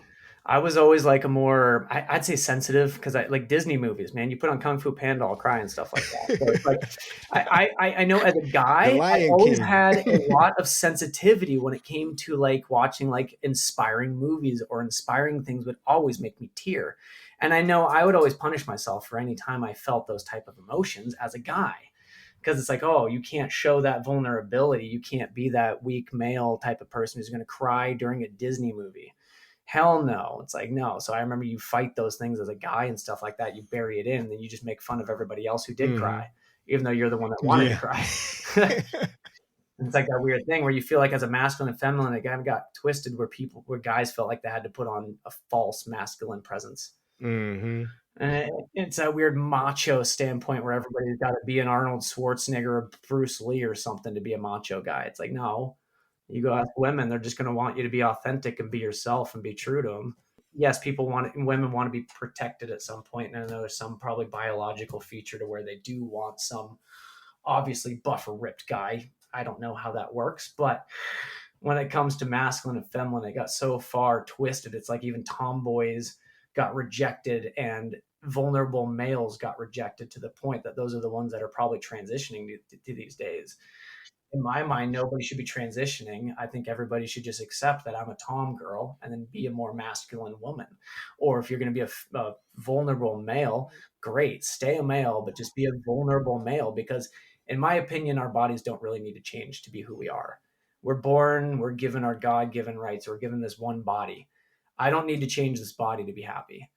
That's not the way. Just like the mind, if you look for happiness outside of your mind, no, wrong. It's kind of like you don't look for a happiness outside of you. Well, guess what? My body is me. So if I try to change myself, it's like, to me, that's a way of trying to manipulate my own happiness. Now I understand getting rid of cancer, like taking cancer out of your body and certain things like that. Yeah, but I see kids and stuff like that transitioning and all this stuff going on these days. It's all the identity crisis and things like that. It's like, man, schools these days are teaching their kids how to like not lose their mind and teaching sex and stuff like that. I don't know about you, but I didn't even watch a sex ed video until I was in 5th grade, and it was like some weird video we watched up in the corner of the room we could barely even see about a woman's ovary and how they gave birth. Yeah, I think it was like illustrations probably or Yeah, something. I don't even remember what grade I was. I probably was 6th or 7th. Yeah, it was up there. It wasn't in 2nd or 3rd grade for sure. right. And a part of my awakening, my experience was a lot of sexual too, coming into your like realizing what you want and stuff like that. And it's like, fine, you're just accepting yourself who you are. And I'm going to say to a lot of people, a lot of the kids who are twisted and young, it's like you really need to find yourself before you even think about like trying to fix yourself. Because if you haven't Yes. found yourself, then you can't even identify yourself. And that's just like the way that we're doing it now is instead of allowing them that time and encouraging that right away, like we're doing with the medication, overly medicated. Hey, we got something for you. You could take these hormone blockers. You can take these whatever testosterone blockers or these hormone enhancers, Like the whatever it Ritalin is. burst with ADHD. It's like, hey, next thing you know, everybody's on Ritalin. It feels like it's kind of like that thing, like, oh, everybody do it because it's the right way. But it's just everything's a fad. It seems like there's a lot of fad that goes around, but people don't realize what's healthy for themselves yet.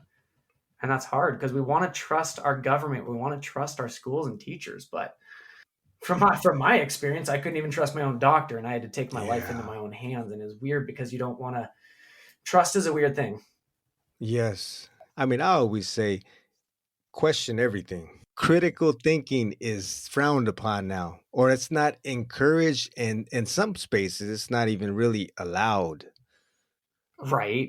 And it's hard because parents just want the best for their kids. And I read a horrible story the other day about some parent who helped their kid transition, and now the kids a year later absolutely like yell like mad at the parents for letting them do it, because the kid was like, well, if you would have pushed me harder, I wouldn't have transitioned. If you and Mm, the parents were like, well, I just want to do the right thing for the kid. It's like, well, and that's the yeah. whole point. If you have a human being at 14 years old, leave them alone.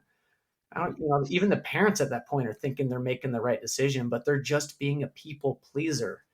It seems like at that point, because now they're stuck with a kid who's mad at them for ruining their body. And that I would hate to be in that position with my own son. Oof. Because I have an 8-year old. I have an 8-year old, and I think about this all the time. And I just, ooh, it's a tricky one.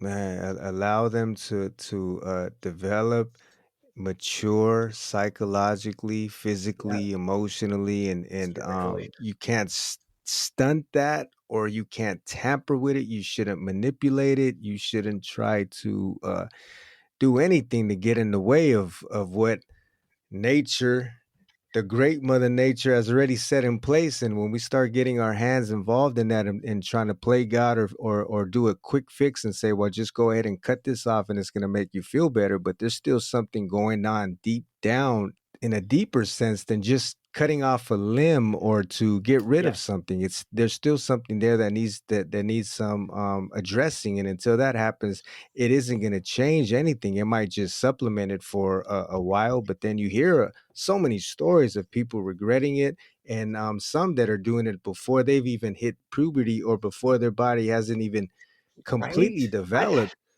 No, that's a weird concept for me. They're literally identifying as a woman before they've even had sex, and I don't get that. They'll cut off their penis before they've even had sex. Yeah, I man. don't understand it from a kid's perspective, but how could you feel like the opposite sex? To me, it's just a societal pressure to want to fit into where I get it, where you have those sensitive males who feel like women and they cry during movies, or you have those Tomboys. tomboy of females who are more masculine, where they want to play sports and they want to play football, and that's fine. Hmm. But it's just like you should not have to change your gender to do it, because there's only two. I mean, I that's gonna it has to be that way. I don't get it. I'm just going to say it. There has to be two genders. We have to label it as is. And people are going to lose their mind in the LGBTQ, but whatever. It's just the way I see it. If you were to take any other species and go into the animal kingdom and go onto, let's say, like a group of, I don't know, like cockroaches, whatever. We go down to the cockroach level and we start having a conversation with them. Like, hey, cockroaches, how you doing? And it's like, well, what do you guys do? And they literally started talking to us from the LGBTQ community, like, hey, we don't have males and females down in cockroach. And we tried to understand their way of living from that perspective of there is no gender. If so, the way I look at it is if aliens came and we had to explain to aliens our gender identities through the LGBTQ, we would be laughed at and our planet would be blown up because we're idiots, because we don't even know how to speak truth and stuff like that. And that's the way I see it.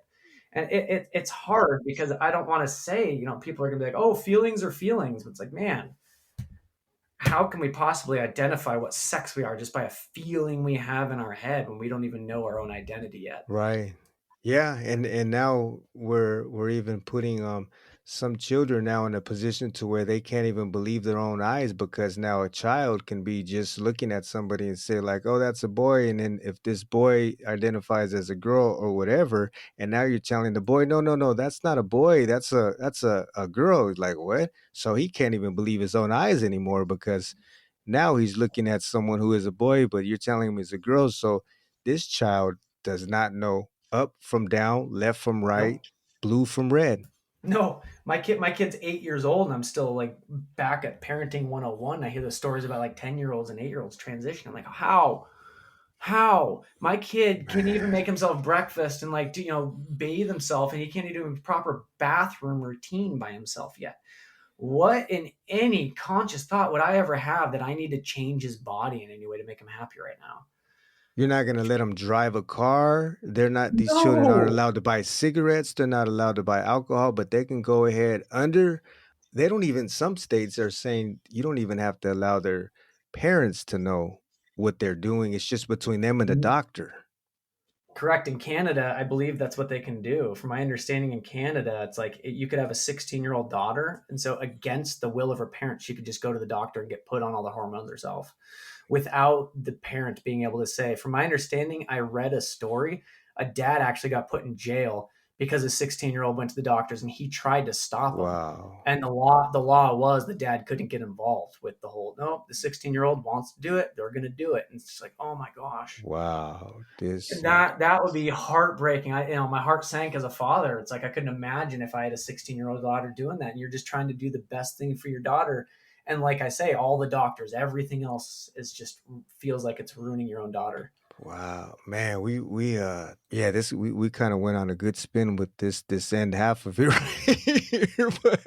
But Right. there's there's So been we a keep going. few people that I spoke with that actually detransitioners that wanted to share their story, but guess what? They were terrified and afraid of the backlash that they would get for speaking out and saying that this was a mistake. They jumped the gun. They shouldn't have did it. And just to warn other people, like, just wait it Yep. out a little bit. Don't rush into it, and don't feel pressured into doing anything, and don't get involved in any groups that are going to just echo the things that are going to make you feel as if you're doing the right decision. And so that's what there, and there's been a few people actually that they were Right.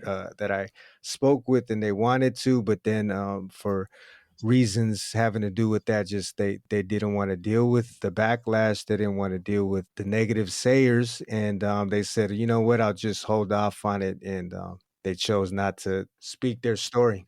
I get it. That's also got to be embarrassment too. I mean, there's a lot of, nobody likes to That's a make a big mistake. mistake. And that is a big thing for, even, and that's not the parent coming up and saying we made the mistake. That's got to be from the Hmm. child too. So that's hard. Like you said, from the child's perspective, they have to be the one to stand up first and say, not only did you as parents make a mistake, but I don't like the decision I let you guys make me make.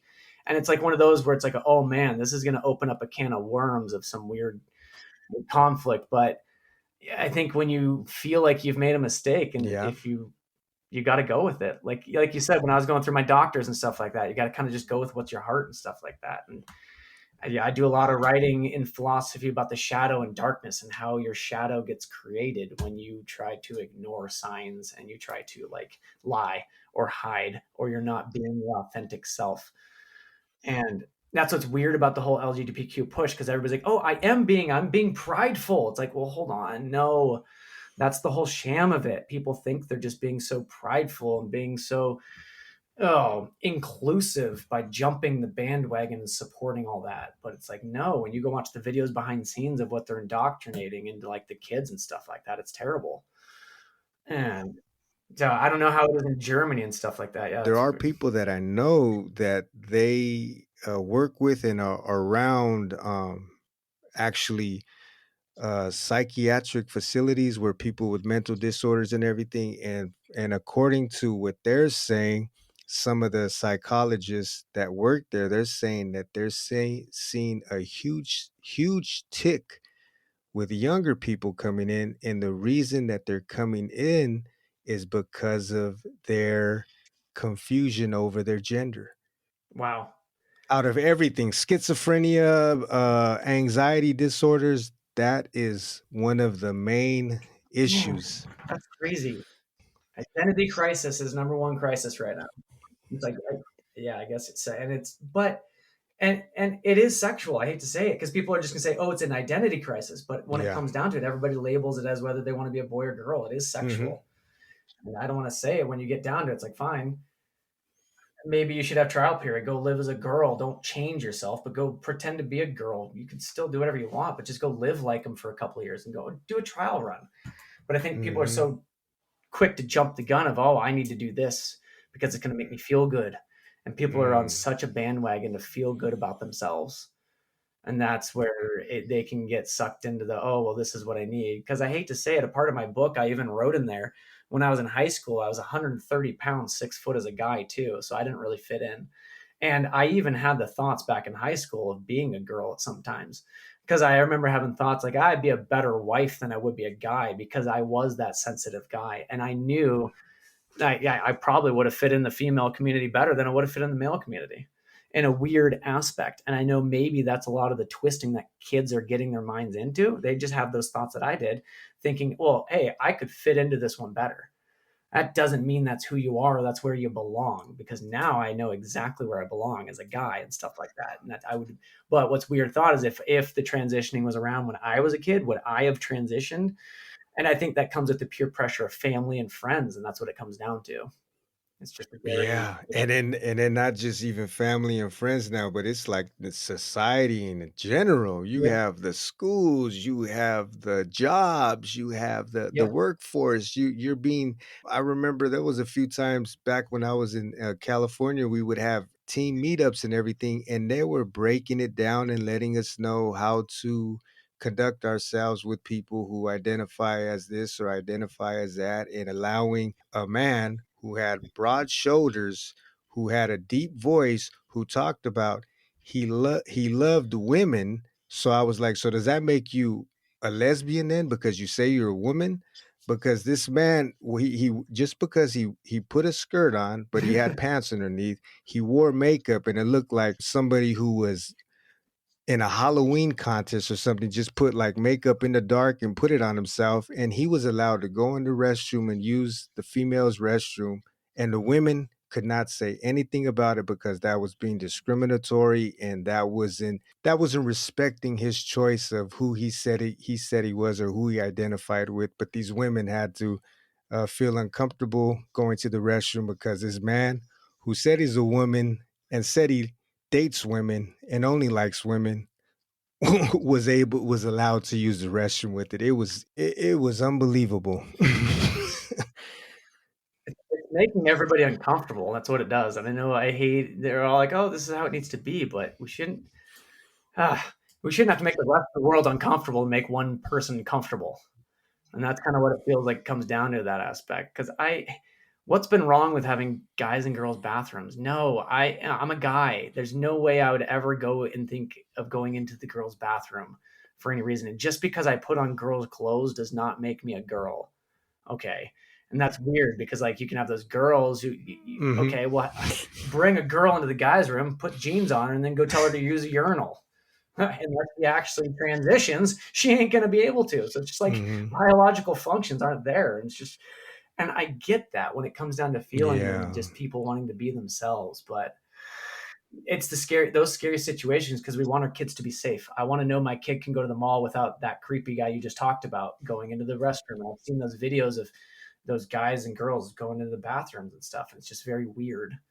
And I don't agree with it. It's just That's no. really what it comes down to, is when we're talking about being yourself, and they say, "Yeah, but I am being myself." But are we really, or are we allowing the pressures from outside? Are we allowing this group of people or that group of people to persuade us, to push us, to nudge us to be a certain way and to feel a certain way? And even if it is like how you said, and there was a lot of people I remember in school that felt the same way. Like, oh, that's a tomboy. It was a girl.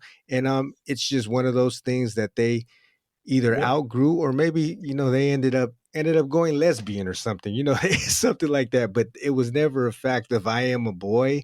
No, they were a girl. They liked to play with the boys, and they wore jeans, and they rolled around in the mud and played tackle football and stuff, and kind of rough around the edges. But I guess there was no groups or crowds of people saying, oh, you know why it's because you're a boy, or it's because of this, or it's because of that. And now you have these groups of people in your ear, and then you can identify with this group, and then now you start taking on the whole belief and philosophy of this group. And whether it's I'm not in my proper body, or I'm non-binary, or whatever it is. I don't know, there's so many things, and it's hard to keep up with what it is these days. But yeah, there's a lot of outside pressure, and if we're not in Mhm. touch and in tune and getting to know who we really are, then we're subject to fall by the wayside and just get swallowed up by whatever is rubbing us the right way at any particular time. Exactly. And I think the kids who are lost, who are depressed and stuff like that, are the ones who are more susceptible to fall into those peer pressures, those fads, just to want to fit in or be the life of the party. Because I was always more of an introvert, and I was always jealous of those people who are the life of the party, who could just walk around Hmm. and just not feel like anybody. Not they could literally just not. I guess who could be the life of the party and not feel judged from everybody else. But I was always like, oh, I wish that was me in a certain aspect. And I know that's why I started drinking a lot of the times, because drinking does make you more outgoing. Yeah. So that's why I don't that's why I don't drink anymore. When you realize the only reason you're drinking is to become outgoing, it's like, well, that's not me. That was one of the reasons I stopped drinking. So, and that's a hard one too, to come to the terms of, well, it's not about having fun anymore, it's about being yourself. Hmm. And I know for you, yeah, especially like me, being an ex addict and stuff like that, we like our drinks and we like our stuff we like our coping mechanisms. So it's hard for us to look at a coping mechanism and take self responsibility and say, you know what, this one's not good for me, and then throw it off to the Hmm. side. It's a tough pill to swallow. Right. That is a hard one to swallow. But back to the transitioning stuff. That's a tough one for all those kids. Oh yeah. Wow. We went We on a touched a lot pretty of good subjects. I rant know. about that. I'm sitting I, here like jotting stuff on a piece of paper, and I've already filled up 2 pages already. I Well, yeah, I was. It was just talking about how it love was it. a great conversation, and we're gonna catch up and do this again, and it went somewhere. Always we go went somewhere. It's like, we hey, went you want to? somewhere around the bend. We did. Well, hey, you said, did I get enough of my book? I appreciate you absolutely having me on here. It's a pleasure. Like I said, I'm looking forward to talking about my book and speaking about this stuff to people, and yeah, spreading the word of just being able to better your own mind in ways, being able to educate. And I think the world needs to understand the power of philosophy Mm, as well. Not only psychedelics, but the power of philosophy and just being able to ask your own yeah. questions. Because a lot of people, like, oh, philosophers can think for themselves. How do I be that? But it's like a lot of people can't put themselves into the mind of a philosopher and literally just start questioning everything. Because people want to question everybody else, but they don't want to question themselves. And I think that's where a real philosopher starts, with questioning themselves. Because I could walk around and question everything around me. That's great. But until you know yourself, like we're talking about, then you can start to open yourself up and question everything else. Oh man, that's a hard one right there. That hit home. Yeah, that just reminds me of where it's real easy to point the finger, but when you're pointing the finger out, you have three pointing right back at yourself, But and there you go. It's like sometimes that you point, and after the spiritual awakening, sometimes you still point the finger and you realize it's pointing right back at you. And like you said, it's just like, wait a minute, oh, what am I doing?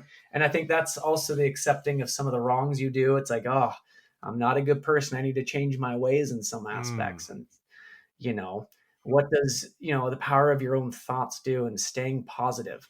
A lot of people, high school, I'll say, is trash talking, slanders, reputation, a lot of stuff. But from my understanding, it's all about love, positivity, and speaking truth. I don't know.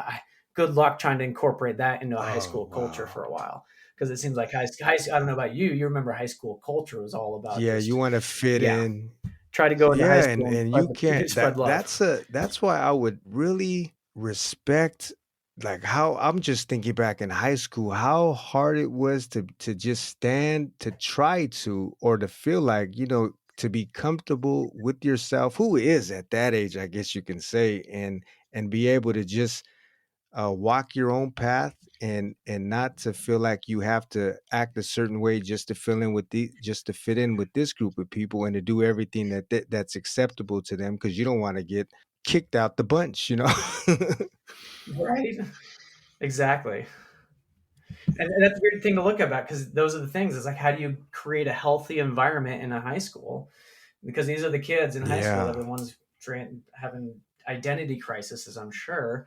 But it's you talk about all those walls being up because they identify, and it's like, felt like I was a stoner, but it's like, I guess, how do you break those walls where you have all the heavy metals and all the nerds and all the jocks and everybody?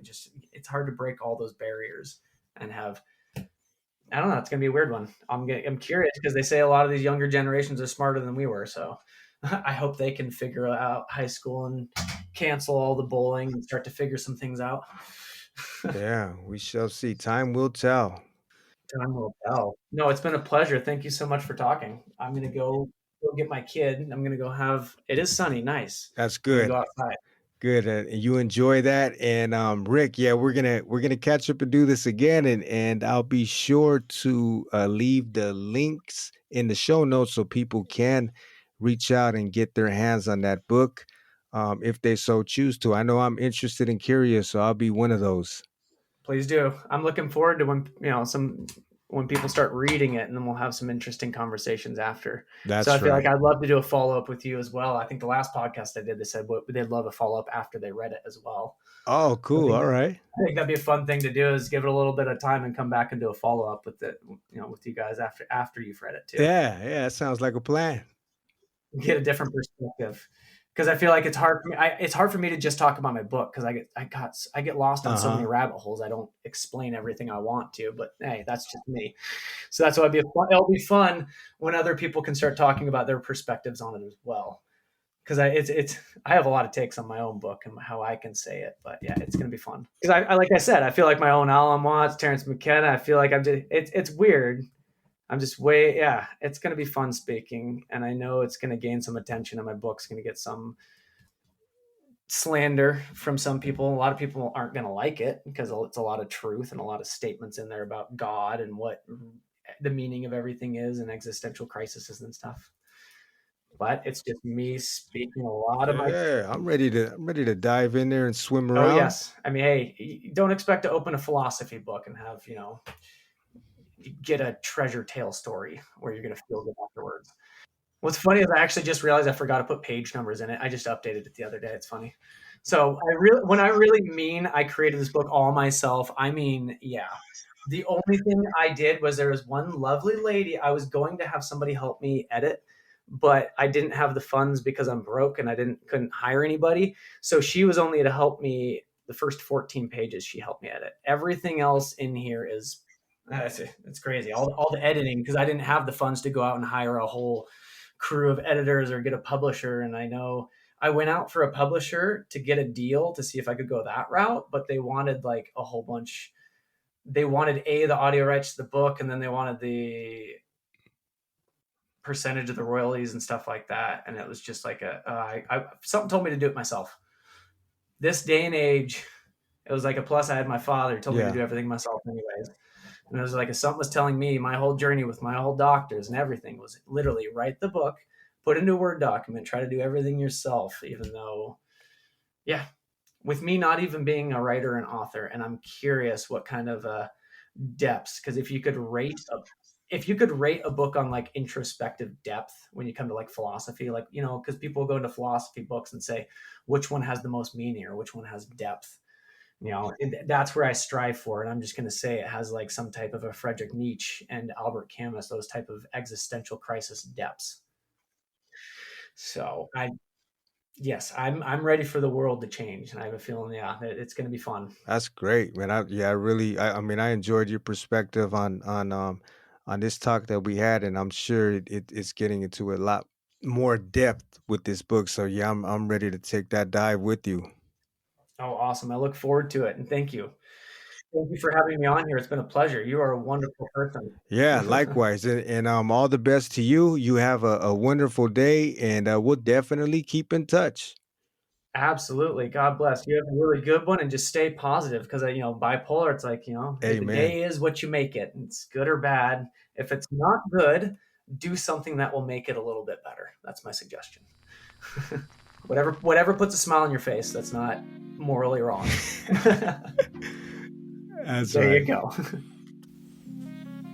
I really, really enjoyed that conversation. I felt like we could have went another 2-3 hours. As a matter of fact, we did. There was 2 hours that we were talking beforehand. None of it was on tape, but we were just, sharing a lot of similar experiences coming up as a child without the smartphone, running around, playing outside all day, all night, no worries, no stresses, falling off of trees, playing ding dong ditch or hide and go seek or tag, being kids, innocently getting into mischief sometimes. But Rick, man, thank you once again for opening up your story and sharing some of those pages with us. It was vulnerable, it was raw, it was authentic.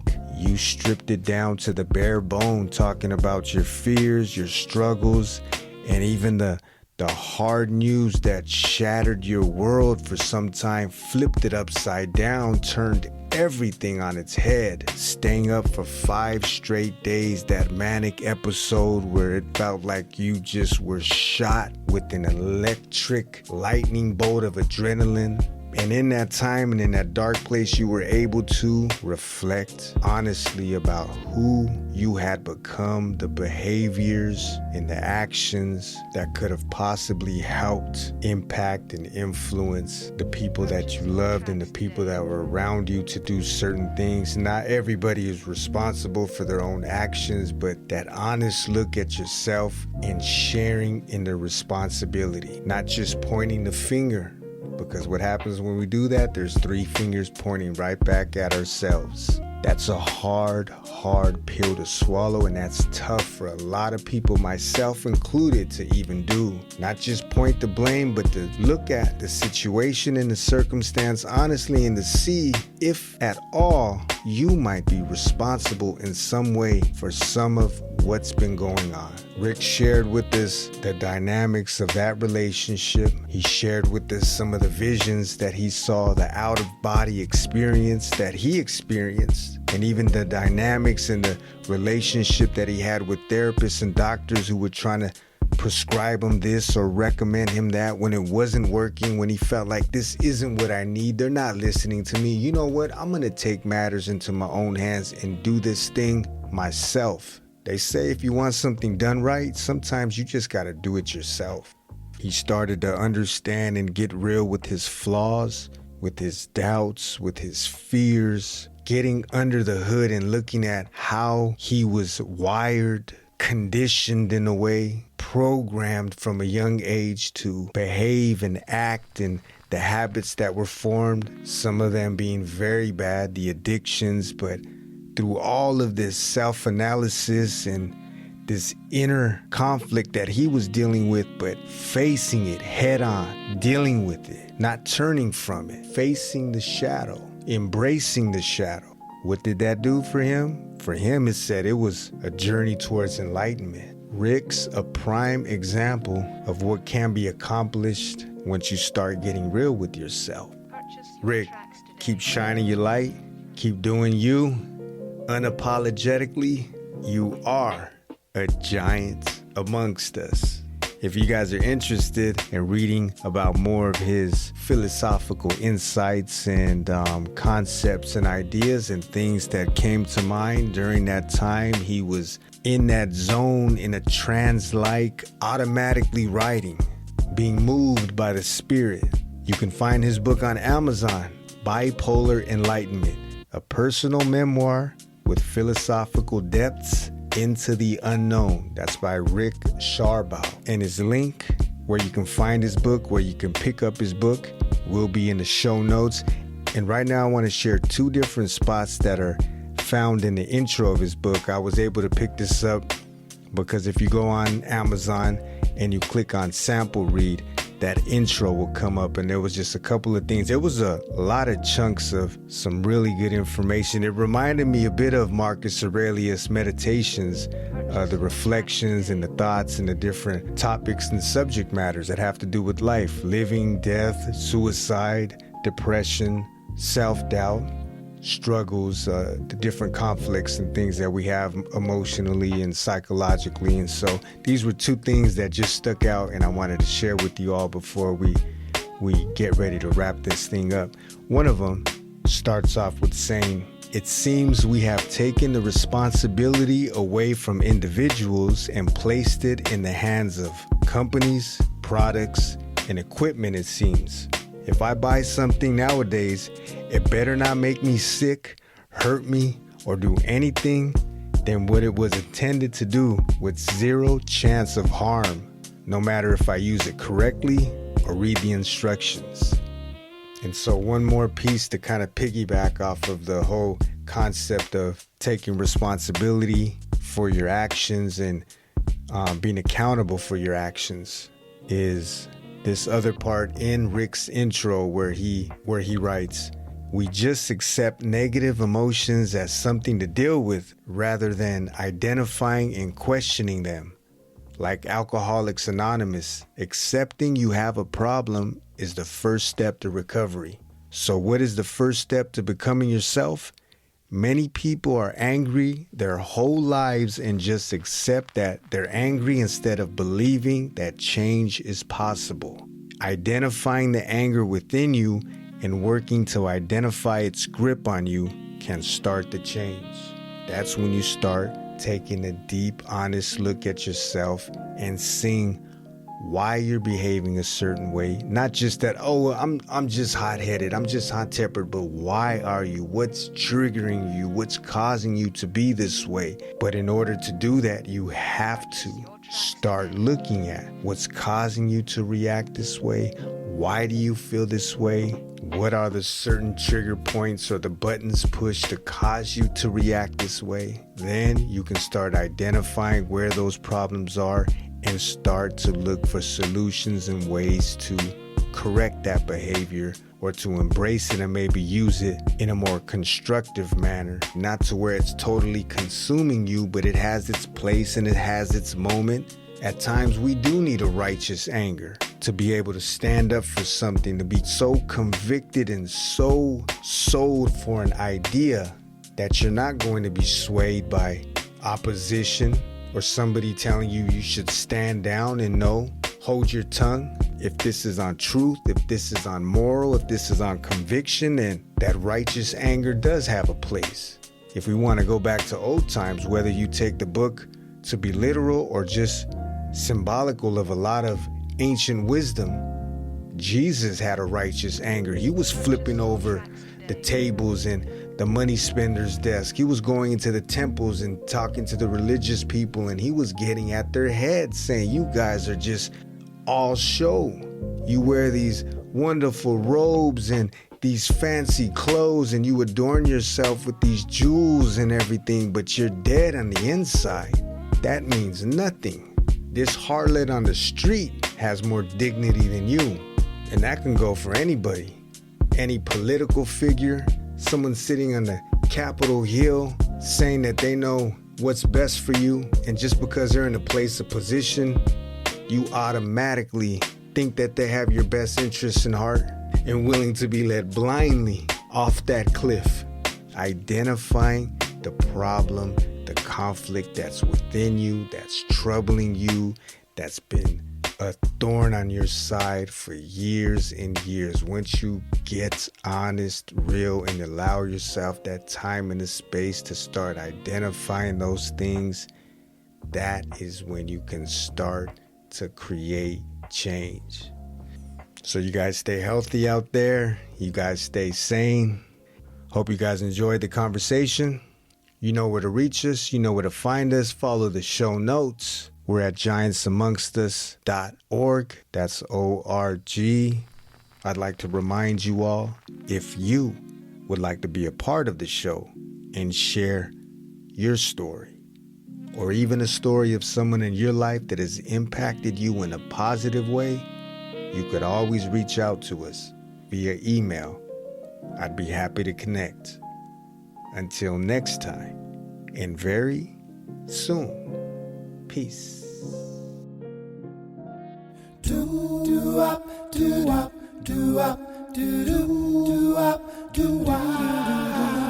looking for a sign to know I'm on the right road. Ain't seen no sign since Jericho.